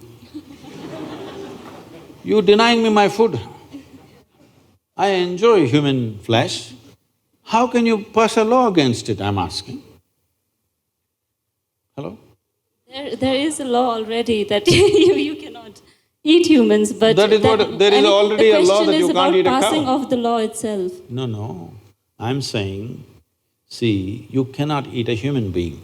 Why? Because it's a human being. Now, we drank the milk of the cow, we have shared emotions with the cow, we don't see it as separate, because in the villages, the cow lives in your house. There is no barn somewhere, it lives with you in the same house. So what is grown up with you, lived with you, shared life with you, you don't suddenly kill and eat it. Then you can as well eat your mother, what's the problem? I'm saying, what's the problem? It's good food. So I have taste for human flesh, how can you stop me from eating it? Don't start such an argument, it's not good. Thank you, Sadhguru. Thank you, Sadhguru. Moving on to next question. This was the most frequently asked question by the youth of our university. We feel parents today are becoming liberal with their children in many aspects. However, when it comes to inter-caste and inter-religion marriage, people are still orthodox, and people draw a rigid line that children cannot cross. Is it merely because of the fear of society? As the saying goes, "Sabse bada rog kya kahega log." So, as a youth, what can we do to convince our parents and bring them out of this social fear? See, the fear may not be about just what somebody says. We must understand the caste system for what it is. Well, before I say that, I want you to understand this. I never ever asked anybody, what is your caste, because it doesn't even occur to me in my mind. So I'm against inter-caste marriages because somebody will take this one sentence and make me into trouble, but I keep doing this always because it's by intent. I am against inter-caste marriages because, first of all, why the hell do you identify with the caste and then try to do inter?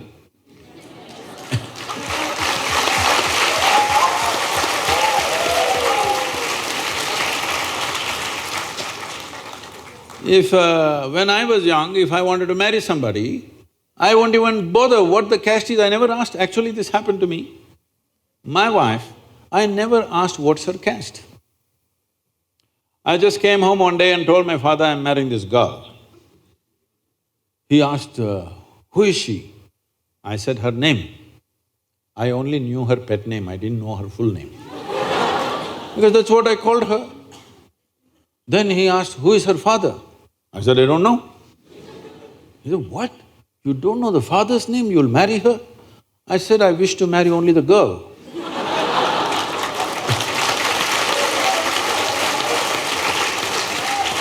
I don't wish to marry her father, nor his property, nor his kanda, nor anything, I'm just marrying the girl.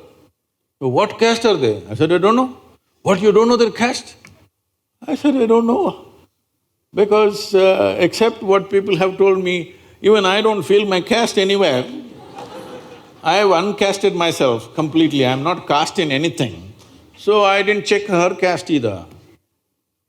Then somebody came, once this happens in the family, all the uncles and aunts and others, they are all warriors. They all get into the act. They came and said, we don't even drink water in their house. Their caste is like that.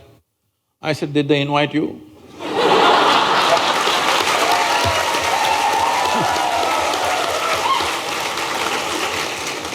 They have not invited you to come home. Only after they invite you, whether you want to drink coffee or whatever, we will see.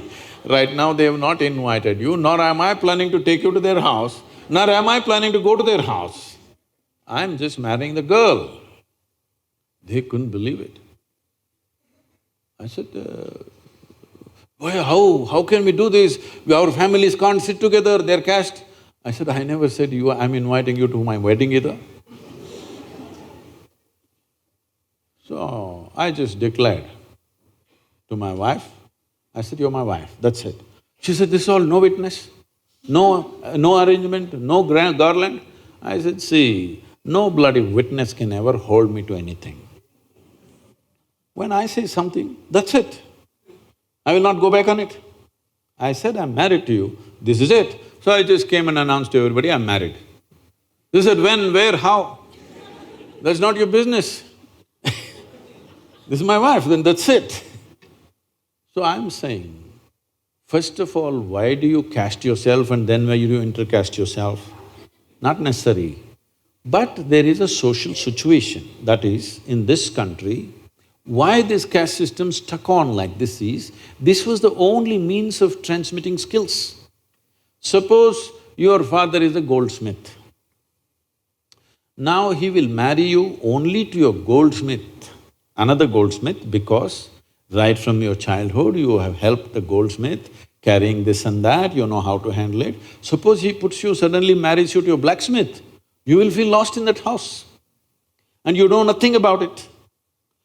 Because knowledge was transmitted only through the family tree. Today, we don't know what his father is, but now he's become an engineer. We don't know what your parents are, now you're becoming a bio thing, because we have institutions which transmit knowledge. When there were no such institutions, family was the only institution transmitting knowledge, so we didn't want to corrupt that, so we maintained that. Now that is irrelevant. One part of the caste system has become irrelevant. Another reason why people are sticking to the caste is because there's no social security in the country. If tomorrow something goes wrong with your life, okay, you married some strange boy, and if something went wrong with your life, you fell ill or he fell ill or accident happened, something happened, now the only people you can fall upon is your clan. You go and knock on somebody else's door, they won't open their door. You have to go to your caste. If you say, I belong to this caste, they'll say, come, we'll do something for you. So this is the social security you still have. So in urban areas, it may not matter because you have insurance and this and that, but in rural areas, if you just break away from your caste completely, you are completely on your own. If something goes wrong, there's nobody going to stand up for you. So this is the social security system. Don't try to worry about this destroying caste system by inter-caste, all this. If you create a proper universal social security system, caste will die a natural death. Nobody has to kill it, it will just go.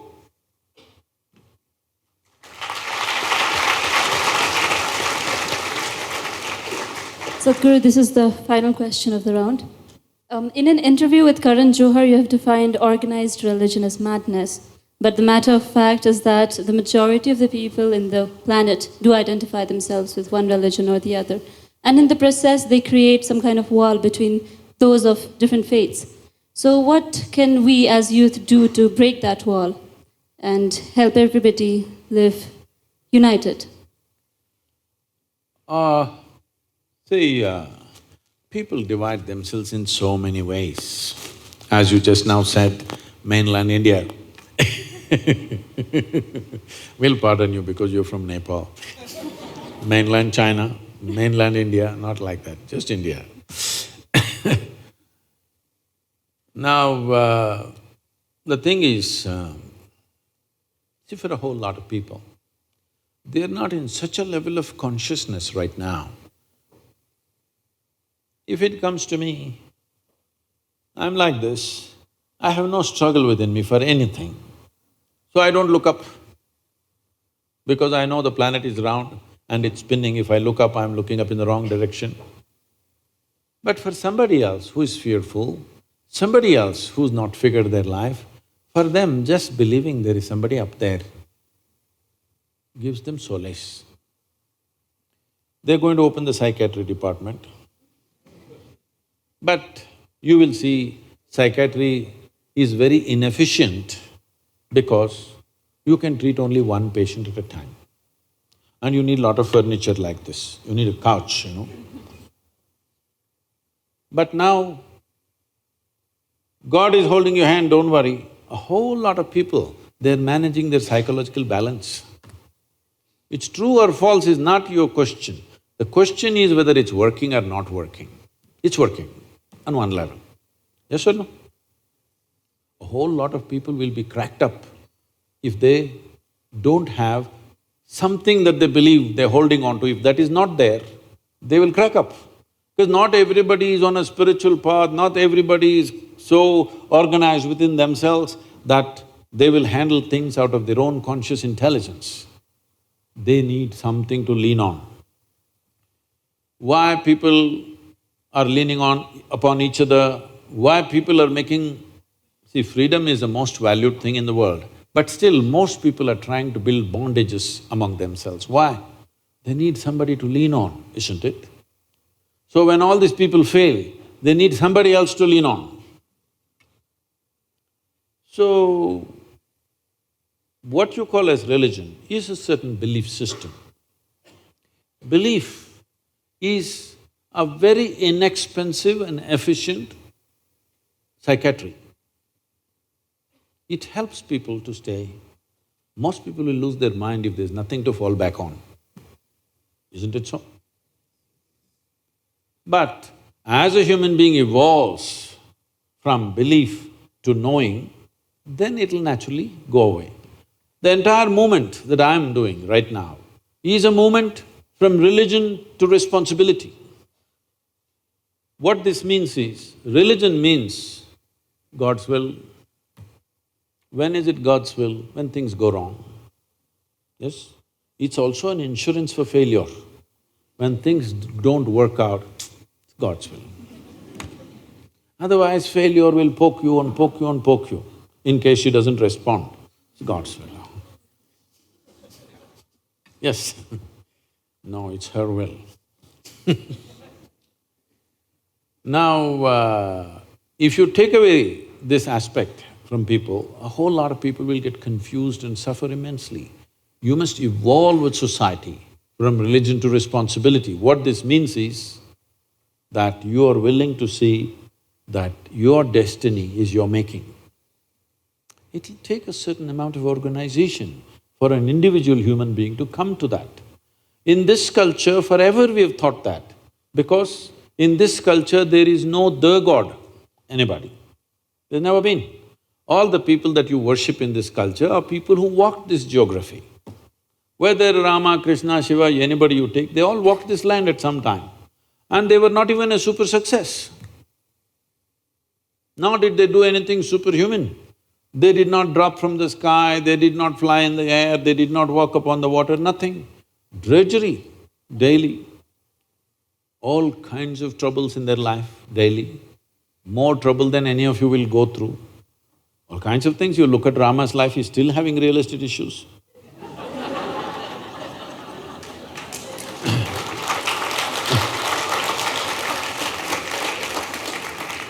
So, even during his life, he lost his kingdom, went to the jungle, lost his wife, went and got her back, again lost her, almost killed his children. Then he never saw his wife. She means a lot to him. If he was that kind, that if his wife was kidnapped, he found a local girl immediately. I mean, he's a king, he could have found another wife, all right? Any man could have found. But he walked nearly 3,000 kilometers down to get her back. Fought a war, burnt a beautiful city and got her back and again lost her. This is not a successful life. But the reason why we are bowing down to him is because no matter what life did to him, he stayed free. He did not become resentful, he did not become hateful, he did not even become reactive to anything, nor did he become a recluse.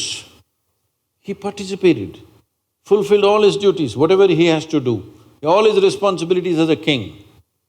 He has personal grief, but that personal grief never became a part of his consciousness or his actions in the world. To such an extent, when he came back after killing Ravana, he wanted to go for 1 year of penance in Himalayas. His brother Lakshmana asked, "Are you crazy? This man kidnapped your wife and after so much difficulty we got her back and now you want to do penance for having killed him?" So Rama said, he had 10 qualities. 9 are all treacherous qualities. I don't mind killing them. But one aspect of him was he was a great devotee. Unfortunately, I had to kill the devotee also. For that, I want to do 1 year of penance. Because the man is free from all these things, when one is free, in this culture we say he is attained to mukti or moksha. The highest value has always been liberation, not God, not heaven. Always liberation. Freedom has been the highest value. Because of that, we worship him, look up to him. We didn't say he is the God. He is somebody worth emulating because he represents freedom, no matter what. So this is something you must understand. You cannot decide what life throws at you. But what you make out of it is 100% yours, isn't it? So the important thing is that you must grow. If you want to grow with God, please grow with God. If you want to grow without God, you grow without God. But you must grow. That is, you must grow towards your ultimate freedom. That's important. So, what you call as religion never existed in this land. Various kinds of spiritual processes. And anybody who emulated, who was worthy of emulation, we started worshipping all of them. Today, a lot of people are worshipping Tendulkar as cricketing god. See, it's very appropriate for this culture. If somebody excelled in something beyond what you consider normally as human, we say he's a deva, okay? Arjuna is worshipped as a… yesterday I was at the award ceremony, Arjuna award for everybody. Simply because he excelled in archery in a certain way, now we're saying he's a archery deva, okay? So if you excel in your microbiology, we will say you are a microbiology. This is happening in the world. See, here we are doing it culturally, but is it not happening everywhere? People are almost worshipful about Albert Einstein, aren't they? People are almost worshipful about Mahatma Gandhi, aren't they? People are almost worshipful about Nelson Mandela, aren't they? Because when some human being exhibits certain qualities which is above what we consider as a normal human being, then we bow down to that. This is not… here it is consciously done, but in every culture people will naturally do it, isn't it so? So this is a religion-less, God-less land. Here we always told you, your life is your karma. Did we? This means your life is your making. There is no Uparwala managing you. This is the only culture. Only thing is, does it mean to say I created the whole universe? Obviously it was here before you and me came. So there is a dimension of intelligence making this happen. Where is it? What did you… okay. What do you have for lunch? Okay, I'm sorry, breakfast. Chapati. See, does she look like a chapati? She eats a chapati and she becomes like this. There is an intelligence within you which can make a chapati into a human being, yes or no?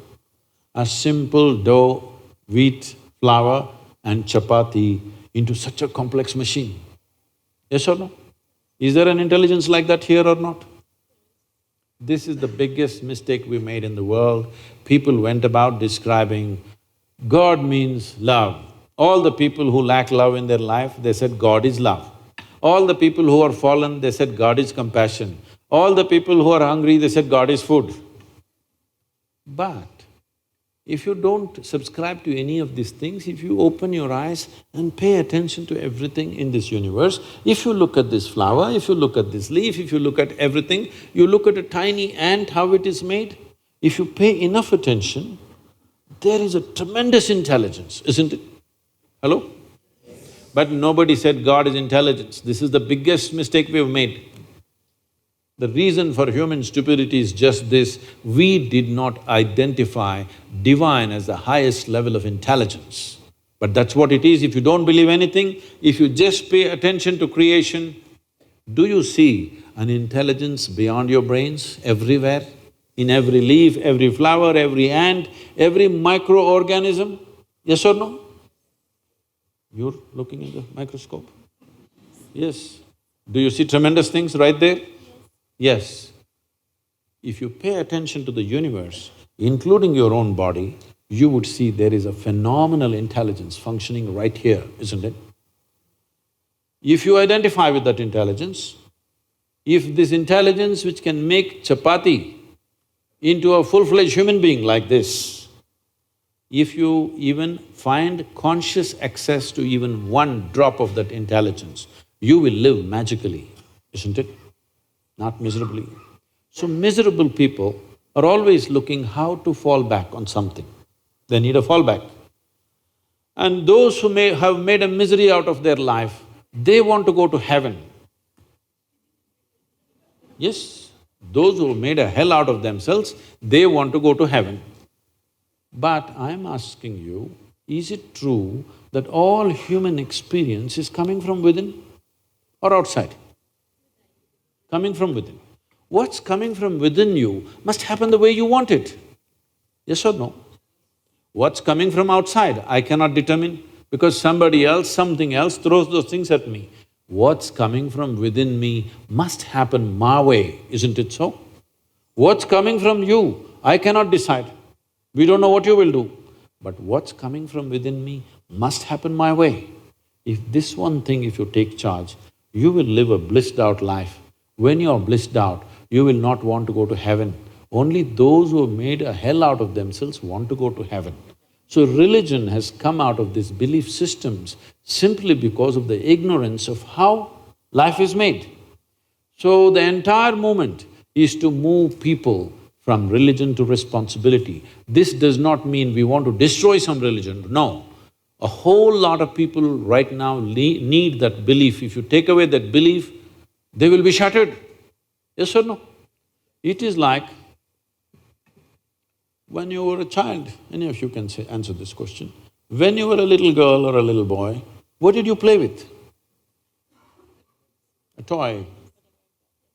No. Do you remember any one important thing? Usually in the West, it's all teddy bear or something like this. You had a teddy bear? You had a teddy bear. Yes. When you had the teddy bear and hugged it and walked around, it meant a world to you, isn't it? At that time, if I came and snatched the teddy bear and took it away, probably you would be scarred for life, isn't it so? For always you would remember this man came and took away my teddy bear, hurt deeply. But since then you have grown up, do you remember where the teddy bear went? No. Somewhere as you grew up, religion should fall off like that. If you take it away, it's going to shatter people. It's not good to do that because it's serving a certain purpose. It is serving a very important purpose in human societies. You can't just take it away. If people grow out of it, it's wonderful. But this doesn't mean you become an atheist. See, there is no difference between an atheist and a theist. A theist believes something that he does not know in a positive way. An atheist believes the same thing in a negative way. Both of them are not sincere enough to admit we don't know. Actually, you do not know. Hello? There were two brothers. There were two brothers, little boys, highly energetic boys. When young boys are very energetic, they're in constant trouble. So they're always into some mess. Parents are very embarrassed, log kya bolega. Very embarrassed about their children because everybody is discussing their children. So they want to fix them. But you know how to reproduce, but you don't know how to fix them. Does anybody know? No. If you have the necessary love and commitment, you can wait out their problems. Otherwise it'll freak you, children will freak you. Yes, they do. So they decided to take these boys to the local parish priest. Because together they're strong, they decided to take the younger boy first separately. So they took the young boy, made him sit in the priest's office and they left. The boy was sitting there, priest came. See, all this needs a certain drama, otherwise it doesn't work. Long robes and a serious face, a very grave face. And he looked at the boy and walked up and down and up and down for effect. The boy sat there doing the ping-pong act. Then the priest thought up a strategy. If I remind this little fellow that God is within him, all his mischief will go. See, this is the whole problem with the world. People who never raise children, they have fantastic ideas. Those who have raised children, they know none of the damn ideas work.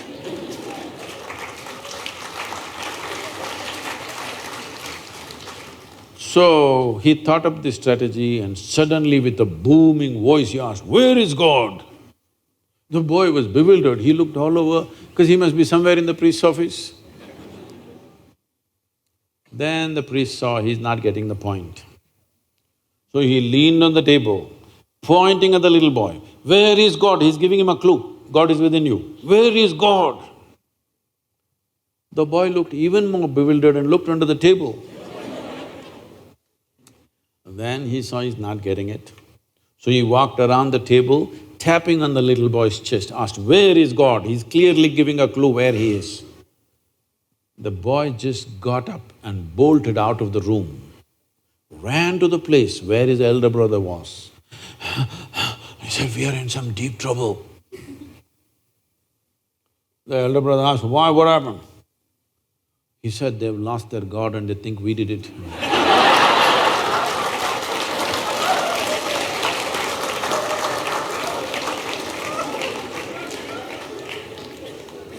I am not taking away anything from you. When you say, "I believe something," you must understand, you made up something for a certain convenience. As long as it serves that convenience, it's fine. But if you're stretching it beyond that point to divide humanity, you better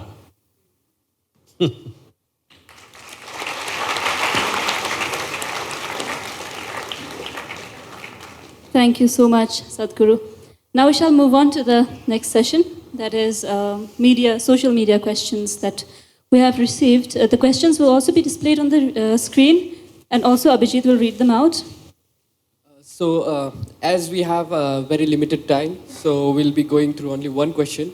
So this question we got it from Red FM campaign. So they came and then they asked some questions to the students. And this question was asked by Nangu C. Sari. And she asked, why do people from Northeast India feels alienated from the mainland India?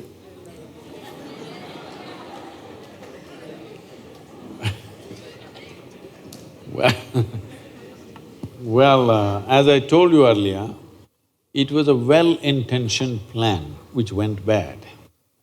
Intention was not to disturb the tribal culture, not to disturb the nature, but somewhere after 20 years when we saw people are aspiring for something else, we should have changed the plan. But in India, changing plan takes a long time. So now it's changing. I think you will not feel alienated. In another 5 years, you will not feel alienated, you will feel invaded by all kinds of people. Once the highways are laid all over, railways are laid all over, so you will not be complaining, you will be reverse complaining. But stop calling India mainland India, please. Thank you. Thank you so much, Sadhguru. Thank you, Sadhguru. It was wonderful interacting with you. We now open the floor to the audience. Audience, anyone who has question to Sadhguru can now ask question to him. सदगुरु को मेरा नमन। नमस्कार। सदगुरु, ये मेरा प्रश्न नहीं, अभी तो एक जिज्ञासा है। This is not a question but a curiosity. Okay, I think you all can hear me. The thing is that we are sitting in the temple of knowledge and we are the striver or seeker of the knowledge. We always quest about knowledge. But the question here is, how much knowledge should we attain? I mean, knowledge is not sufficient, whatever quantity that we attain, but more important than attaining the knowledge should be understanding and then the implementation of knowledge. In India, basically in our education system, we see the stress is upon the imparting the knowledge. Whether the person understands it or implements it is invalid. So how can we improve upon that, sir? Well, education, both school and college education as we know it right now, could become absolutely irrelevant in this world in the next 10 to 15 years' time. Maybe in India it will take 20 to 25 years' time. But all the knowledge that you acquire in a matter of 25 years of education, normally 20 years of education or so, even if you come out with a PhD, it's approximately 25 years of education. In this 25 years, after your PhD, what you know, in another 10-15 years, a simple gadget which is smaller than your phone will know more than you. So, this form of education, of accumulating information and thinking we are getting somewhere, will become irrelevant because once this little machine knows all this, we can program other machines which know this and it will also implement it. They are looking at right now, there are experiments like this going on. They are looking at how a robotic machine, right now they got little fanciful commercial companies, they're trying to build a man or a woman who will fool other people that you cannot make out whether this is real or this is robotic. But it's not necessary, it can be a square machine which does everything that a human being does. The aesthetics of it is not really important. Right now they're trying to make it acceptable, so it's taking a long time. But if you just make it like this furniture, which does everything that a human being does, now they're looking at how a machine could engineer a whole building and order other 10 machines to build the whole building without a single human being. These experiments are already on and they're quite successful. The Honda company chairperson has promised by 2050, he will have a robotic football team which will win the World Cup football. Everything that the best players in the world know about football, they will program it into that machine. That machine will move better than any football player, kick the ball whichever way you want, everything. So, the way we are valuing information right now, if I know something, information that you do not know, suddenly I am superior to you. This is how our whole thing about… there was a time when everybody was illiterate. There was one man in the village who could read a book. People would sit there gaping at him because he can read from a paper. He's saying so many things from a paper. People sat there gaping. I've seen such situations. People can't believe all this is there in this book. So just reading a book, people acted divine. People who can read a book, they're acting like they're agents of God, aren't they, all over the world? Hello? Just because they can read a book. So now it's becoming irrelevant because everybody can read. Similarly, when the machines can remember… see, this process of acquiring information, analyzing and applying, this a machine can do better than you. The Google lady knows much more than any of you. Yes or no? Yes. Ask her anything without batting an eyelid, she'll say. Yes? Not even taking 2 seconds to answer, just like that. And she is nothing. What is now happening in the next 10 years, what will happen is such, one cell phone-like machine can store information about everything in the universe if you wish, and can act, can process and act. Not just you have to look for it, It can process and act looking at the situation as you can act. So this dimension of education, of gathering information, analyzing and applying, this will become meaningless in a short period of time. Well, it's a strange thing that people have been inviting me in the last 1.5, 2 years to speak in all kinds of artificial intelligence conferences. When initially they called me, I said, why me? I'm not an artificial intelligence, I'm a natural intelligence. Why do you think I'm a robotic person or something? They said, no, the problem is we will lose our jobs, what are we supposed to do? I said, that means it's a holiday. Isn't it fantastic? Hello? The machine does everything, isn't it fantastic? Right now, just look back and see, 100 years ago, everybody was doing everything with a crowbar and a pickaxe. Now I see earth mover machines are operating. Now even the menial labor, if you withdraw the machine and say, use the crowbar, he says, no, I won't do it, ask the machine to do. Yes or no?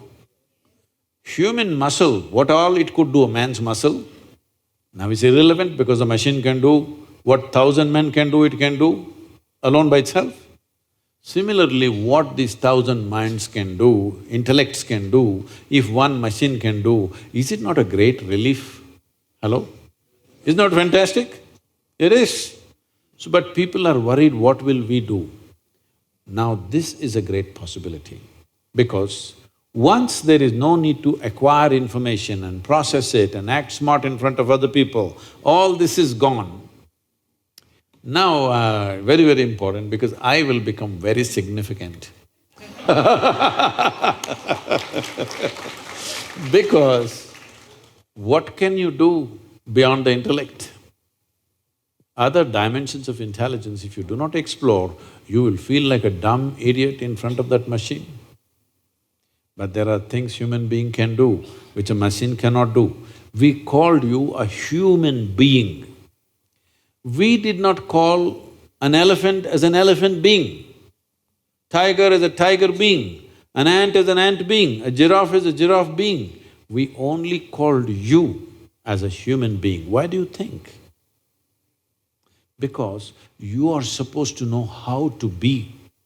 No other creature knows how to be, nor does anybody, any machine knows how to be. This one creature knows how to be.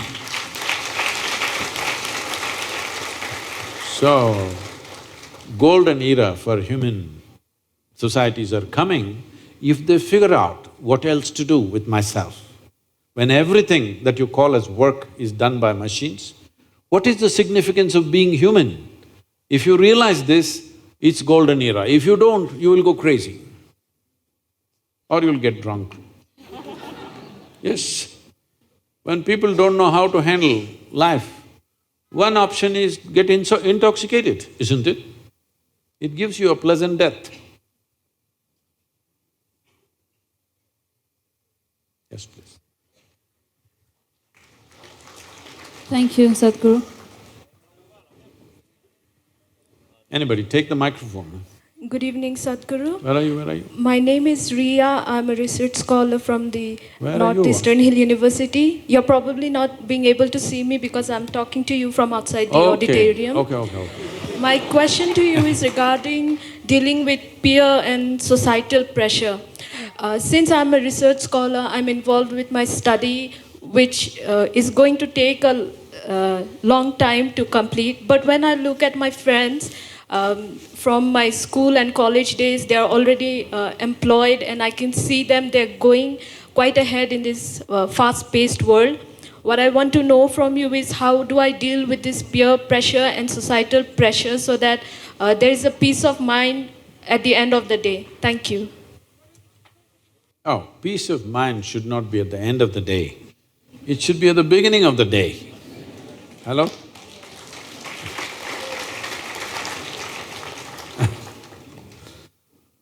Well, I was supposed to speak. Ria, we cannot see you, I'm not even able to see the screen. Is she on the screen? No. I was to speak in Tel Aviv. I flew out of Atlanta in United States. I'm supposed to land there mid-afternoon and speak at 6:30 in the evening. Due to some delays in flight, I ended up there at 6 in the evening. I landed at 6, 6:30 is my talk. I have a problem because in this 36 years, I have not been late to a single event yet. So today I don't want to lose my reputation, so I quickly change in the airport and rushing. I'm traveling an American airline, so there is nothing edible on the plane. So I'm super hungry, famished. But there's no time to even grab something. So I just rushed. And when I went to the venue, this doesn't happen to me at all, but on that day, the venue is a fine restaurant. I'm speaking in a very fine restaurant. That's where the meeting is. I thought, this is a fantastic place to come to when you're so hungry. Then people have already gathered and people are coming in, some people are greeting me. One man comes to me and says, "Shalom." I ask him, what does it mean? He says, "This is the highest way of greeting." I said, "Well, that's your opinion. What does it mean?" He said, "No, this is really the highest way of greeting." All right, what does the word mean? He said, "It means peace." I said, why is peace the highest way of greeting unless you're born in Middle East? In South India, if you come up in the morning and say, "Peace," I'll say, "What's wrong with you today?" True with Northeast also, isn't it? Somebody comes and says, "Peace." Say, "Are you nut? Nutcase or something? What's the matter with you?" But in Middle East, peace is the highest level of greeting, because all the time people have been clashing for so long, they have forgotten what is peace. Somebody has to come and greet you, peace. So, peace is not at the end of the day. It should be at the very beginning of the day, because can you enjoy your breakfast in the morning if you're not peaceful? You need not be ecstatic, at least you must be peaceful to enjoy the breakfast, isn't it? Can you enjoy a walk along the street if you're not peaceful? Hello?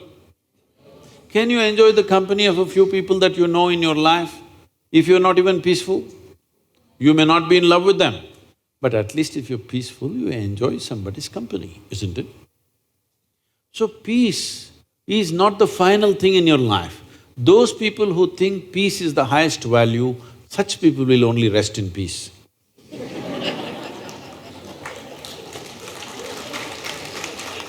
So, Ria, don't ever think peace is at the end of the day. No. It's very important. You must be blissed out. If that is not possible for you right now because I don't know what's your subject of research, but at least you must be peaceful. Even if you want to research, research means something that's already there, you're trying to see it and articulate it, right? When you're not peaceful, you don't even see what is in front of you. Yes or no? Have you noticed on a certain day you are all disturbed, you're looking for your car keys everywhere and the damn thing is in your hands? So how will you do research if you don't even know peace? Peace just means that you are in a certain state of pleasantness of mind. And this is needed. There is substantial scientific evidence to show you that only when you are in a pleasant state of experience, your body and your mind functions at its best. But the department is coming. It should come, But right now, people have made peace of mind the last thing in their life. It's like this. If your body is pleasant, we call this health. It's pleasant. That's why I'm feeling healthy, isn't it? If it becomes very pleasant, we call it pleasure. If your mind is pleasant, we call this peace. If it becomes very pleasant, we call it joy. If your emotions become pleasant, we say you're in love.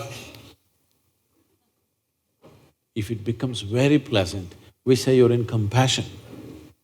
If your very life energies become pleasant, we say you're in bliss. If it becomes very pleasant, we say you're in ecstasy.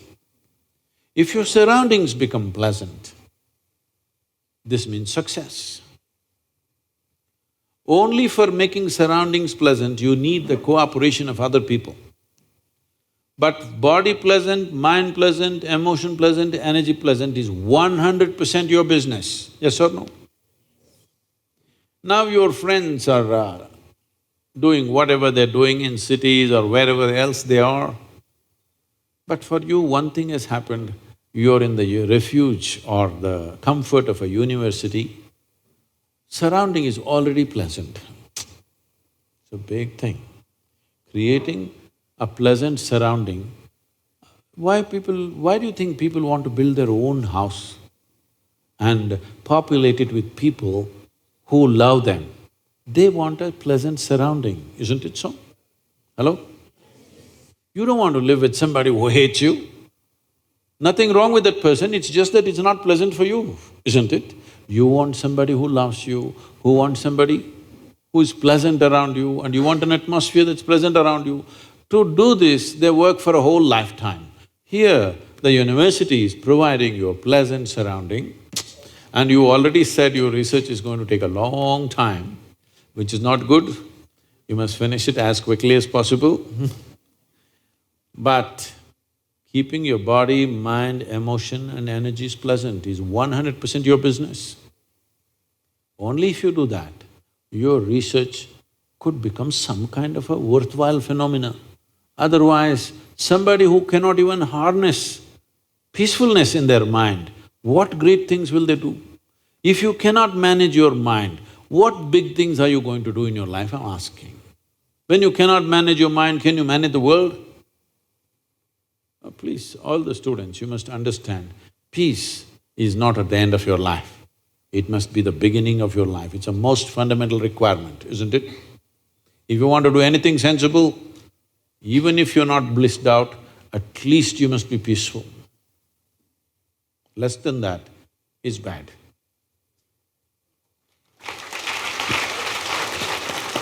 Good afternoon, Namaskaram, Sadhguru. Sadhguru.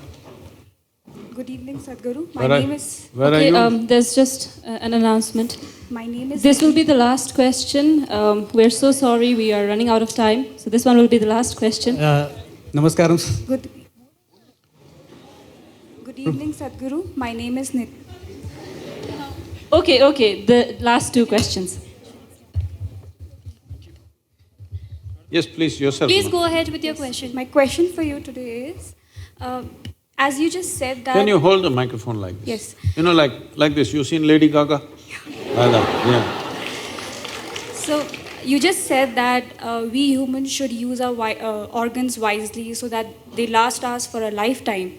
But on the other hand, we are seeing that today's youth are more inclined towards drinking, weed, and smoking. So how do you think should we raise the consciousness towards them, or how can an individual like me can help at least one or two to realize that these things are not good for health? One or two, make up your mind, huh? Two, sir.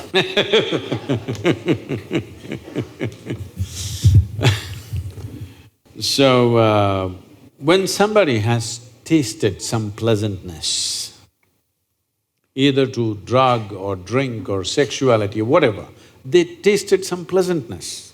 If there was no pleasantness, they wouldn't have gone that way. But the pleasantness may suck them into destroying their body, that's another matter.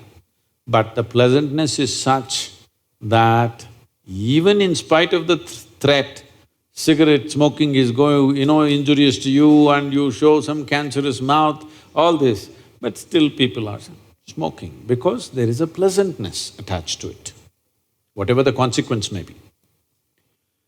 If you want to get people out of that pleasantness, if you try this forcefully, well, it's not worked. What's the point doing something forcefully? Or first of all, what's the point doing something that doesn't work? You must offer them a pleasantness which is beyond that. You're a bit too far away, But Ria, look at my eyes and see, don't I look stoned? No, just look at me properly. I'm always stoned. I'm always stoned, never touched a substance. I'm asking you, is it true that this body is the most sophisticated and complex chemical factory on the planet? If you were a good CEO, would you manufacture what you want? When somebody gives you such a complex machinery, would you not manufacture what you want? Right now, you are busy manufacturing unpleasantness. You may call it stress, you may call it anxiety. Essentially, you're chemically screwed up. Yes or no? Because you don't know how to manage this. If you manage this well, you will produce that kind of pleasantness within you, you wouldn't want to touch anything else, because this life is just being alive is such a fantastic thing. But unfortunately, did we teach our youth any other way to know pleasantness? We did not teach, so they are puss. It's time. This is what consciousness means, that if you become conscious how this functions, naturally you will create highest level of pleasantness for yourself, isn't it? If you could sit here and be absolutely blissed out, would you smoke? I'm asking you. Would you? You wouldn't smoke, drink or pop anything because there is more chemistry here than you can get in any of those things. Is there or no? There is more complexity of chemistry here or no? Question is only, have you explored this possibility? That's the only thing. Unfortunately, we have taken to Western ways, whether it comes to health or pleasure, both ways we pop. We pop something to be healthy chemicals, to be peaceful chemicals, to be joyful chemicals, to any experience chemicals, even to grow food chemicals, to filter water, purify water chemicals. Something that kills all the insects and worms and germs and whatever, you think it's not killing you in some way? Maybe slowly the dose is not enough, that's all. Hello? The dosage is not enough. For the small creature, small dose, big creature, big dose, isn't it? So for everything chemicals. So this is something, this is a responsibility that's sitting on our heads right now. This is.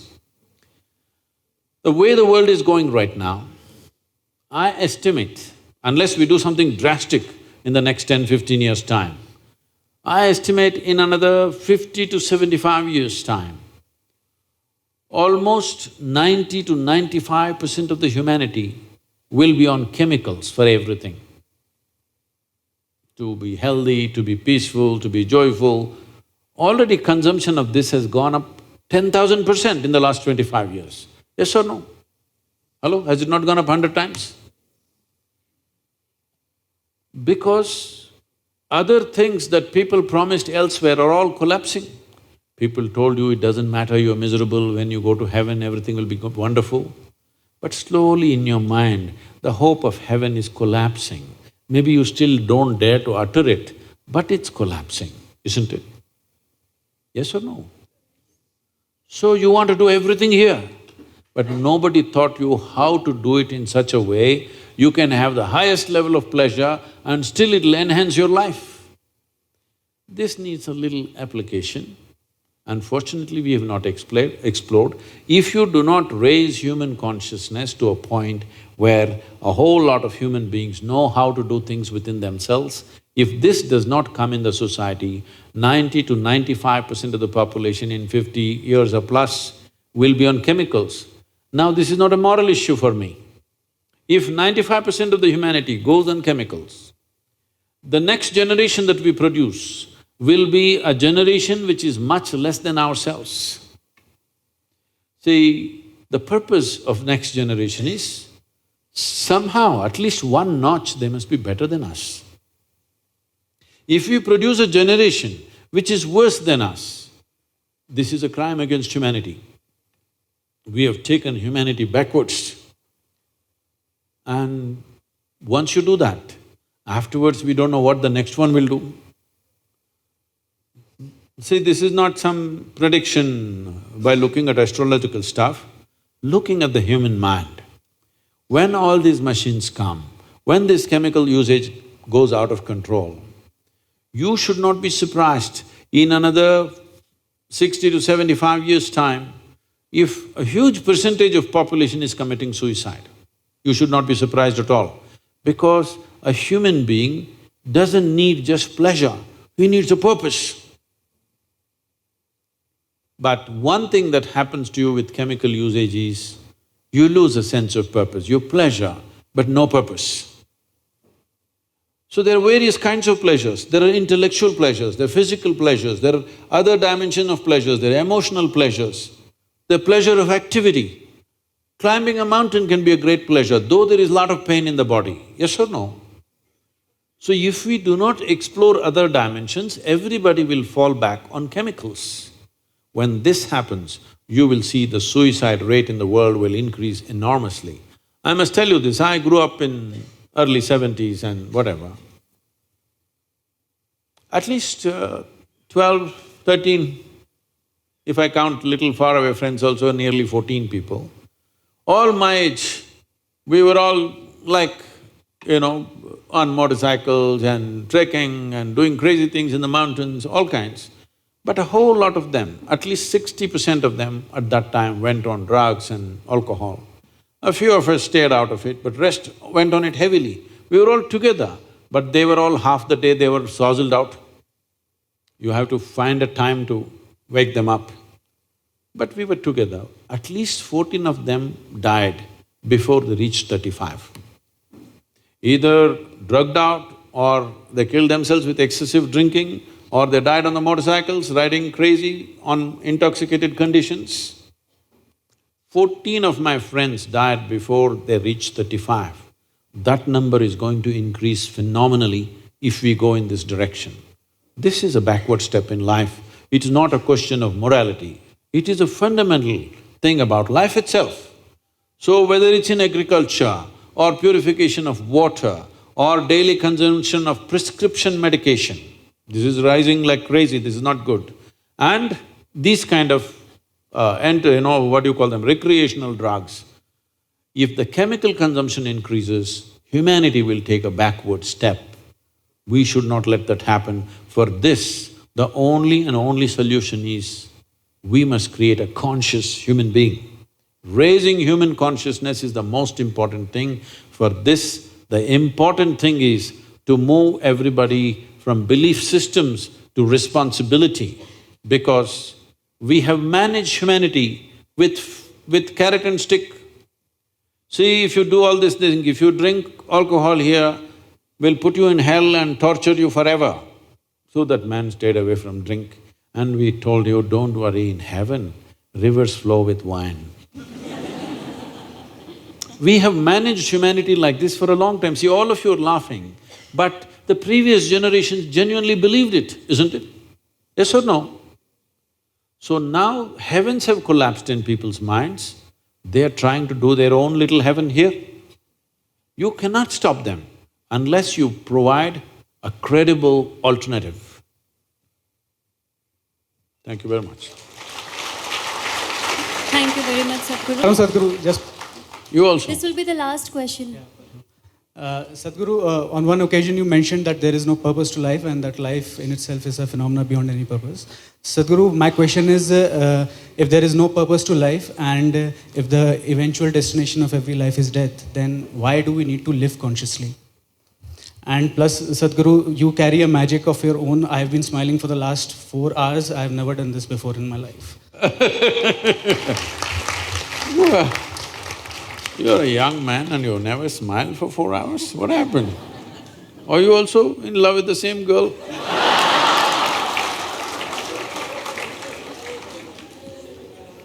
Because the girl doesn't know, poor girl, all right? Now, see, suppose you sit here right now and you're ecstatic. Would you ask, what is the purpose of life? Would you? Your experience is so fantastic. Would you ask what is the purpose of life? No. Because to be alive is a purpose by itself. Now life has become little burdensome. You're carrying the vegetable bag and going home. What is the purpose of life? You're doing things that you don't like to do. What is the purpose of life, isn't it?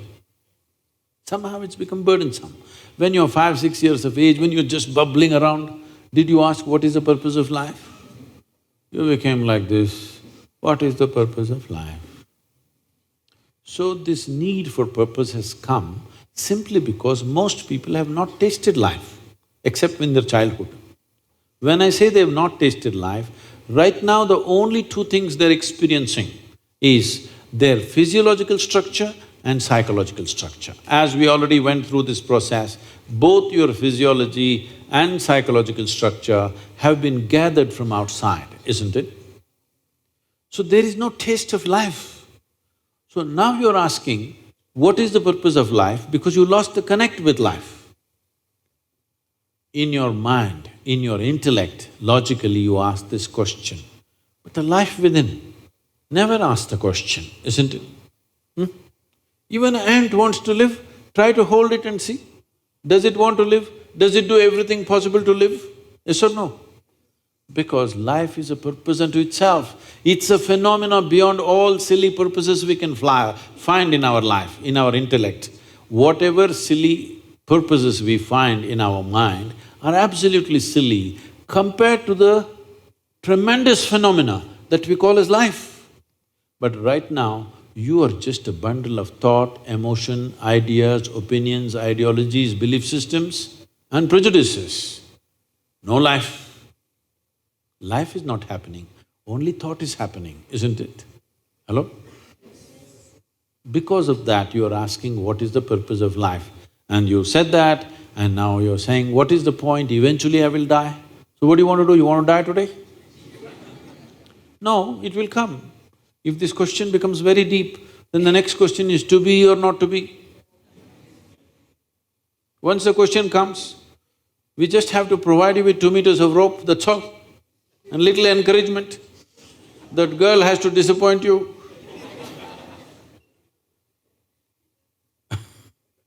See, today you lost all your money, let's say. Then you say, what is the purpose of life? I want to die, no money, what to do? Check with your life. Close your mouth, hold your nose like this and see. The life within says, to hell with your money, man, I want to live. Yes or no?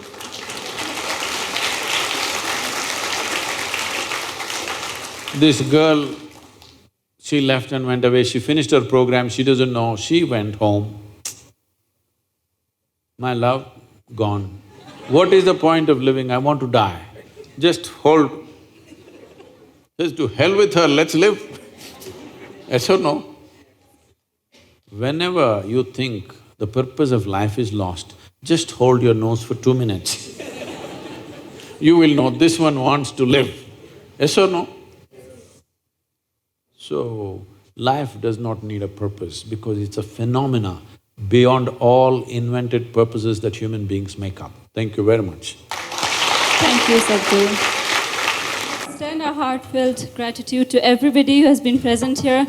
To Sadhguru, of course, I believe we have all learned a lot more than what we have learned in all these years of our existence. Thank you so much once again, Sadhguru. Thank you to the team. Thank you to NEHU and everybody who has come here. Thank you so much. I'm so sorry all your questions could not be addressed. We're running out of time. But do follow his videos. You will get most of your answers in them. And we hope, Sadhguru, you come to Shillong once again, once or twice or many more times, yet again and again. If you stop calling me mainland, I will come here every year.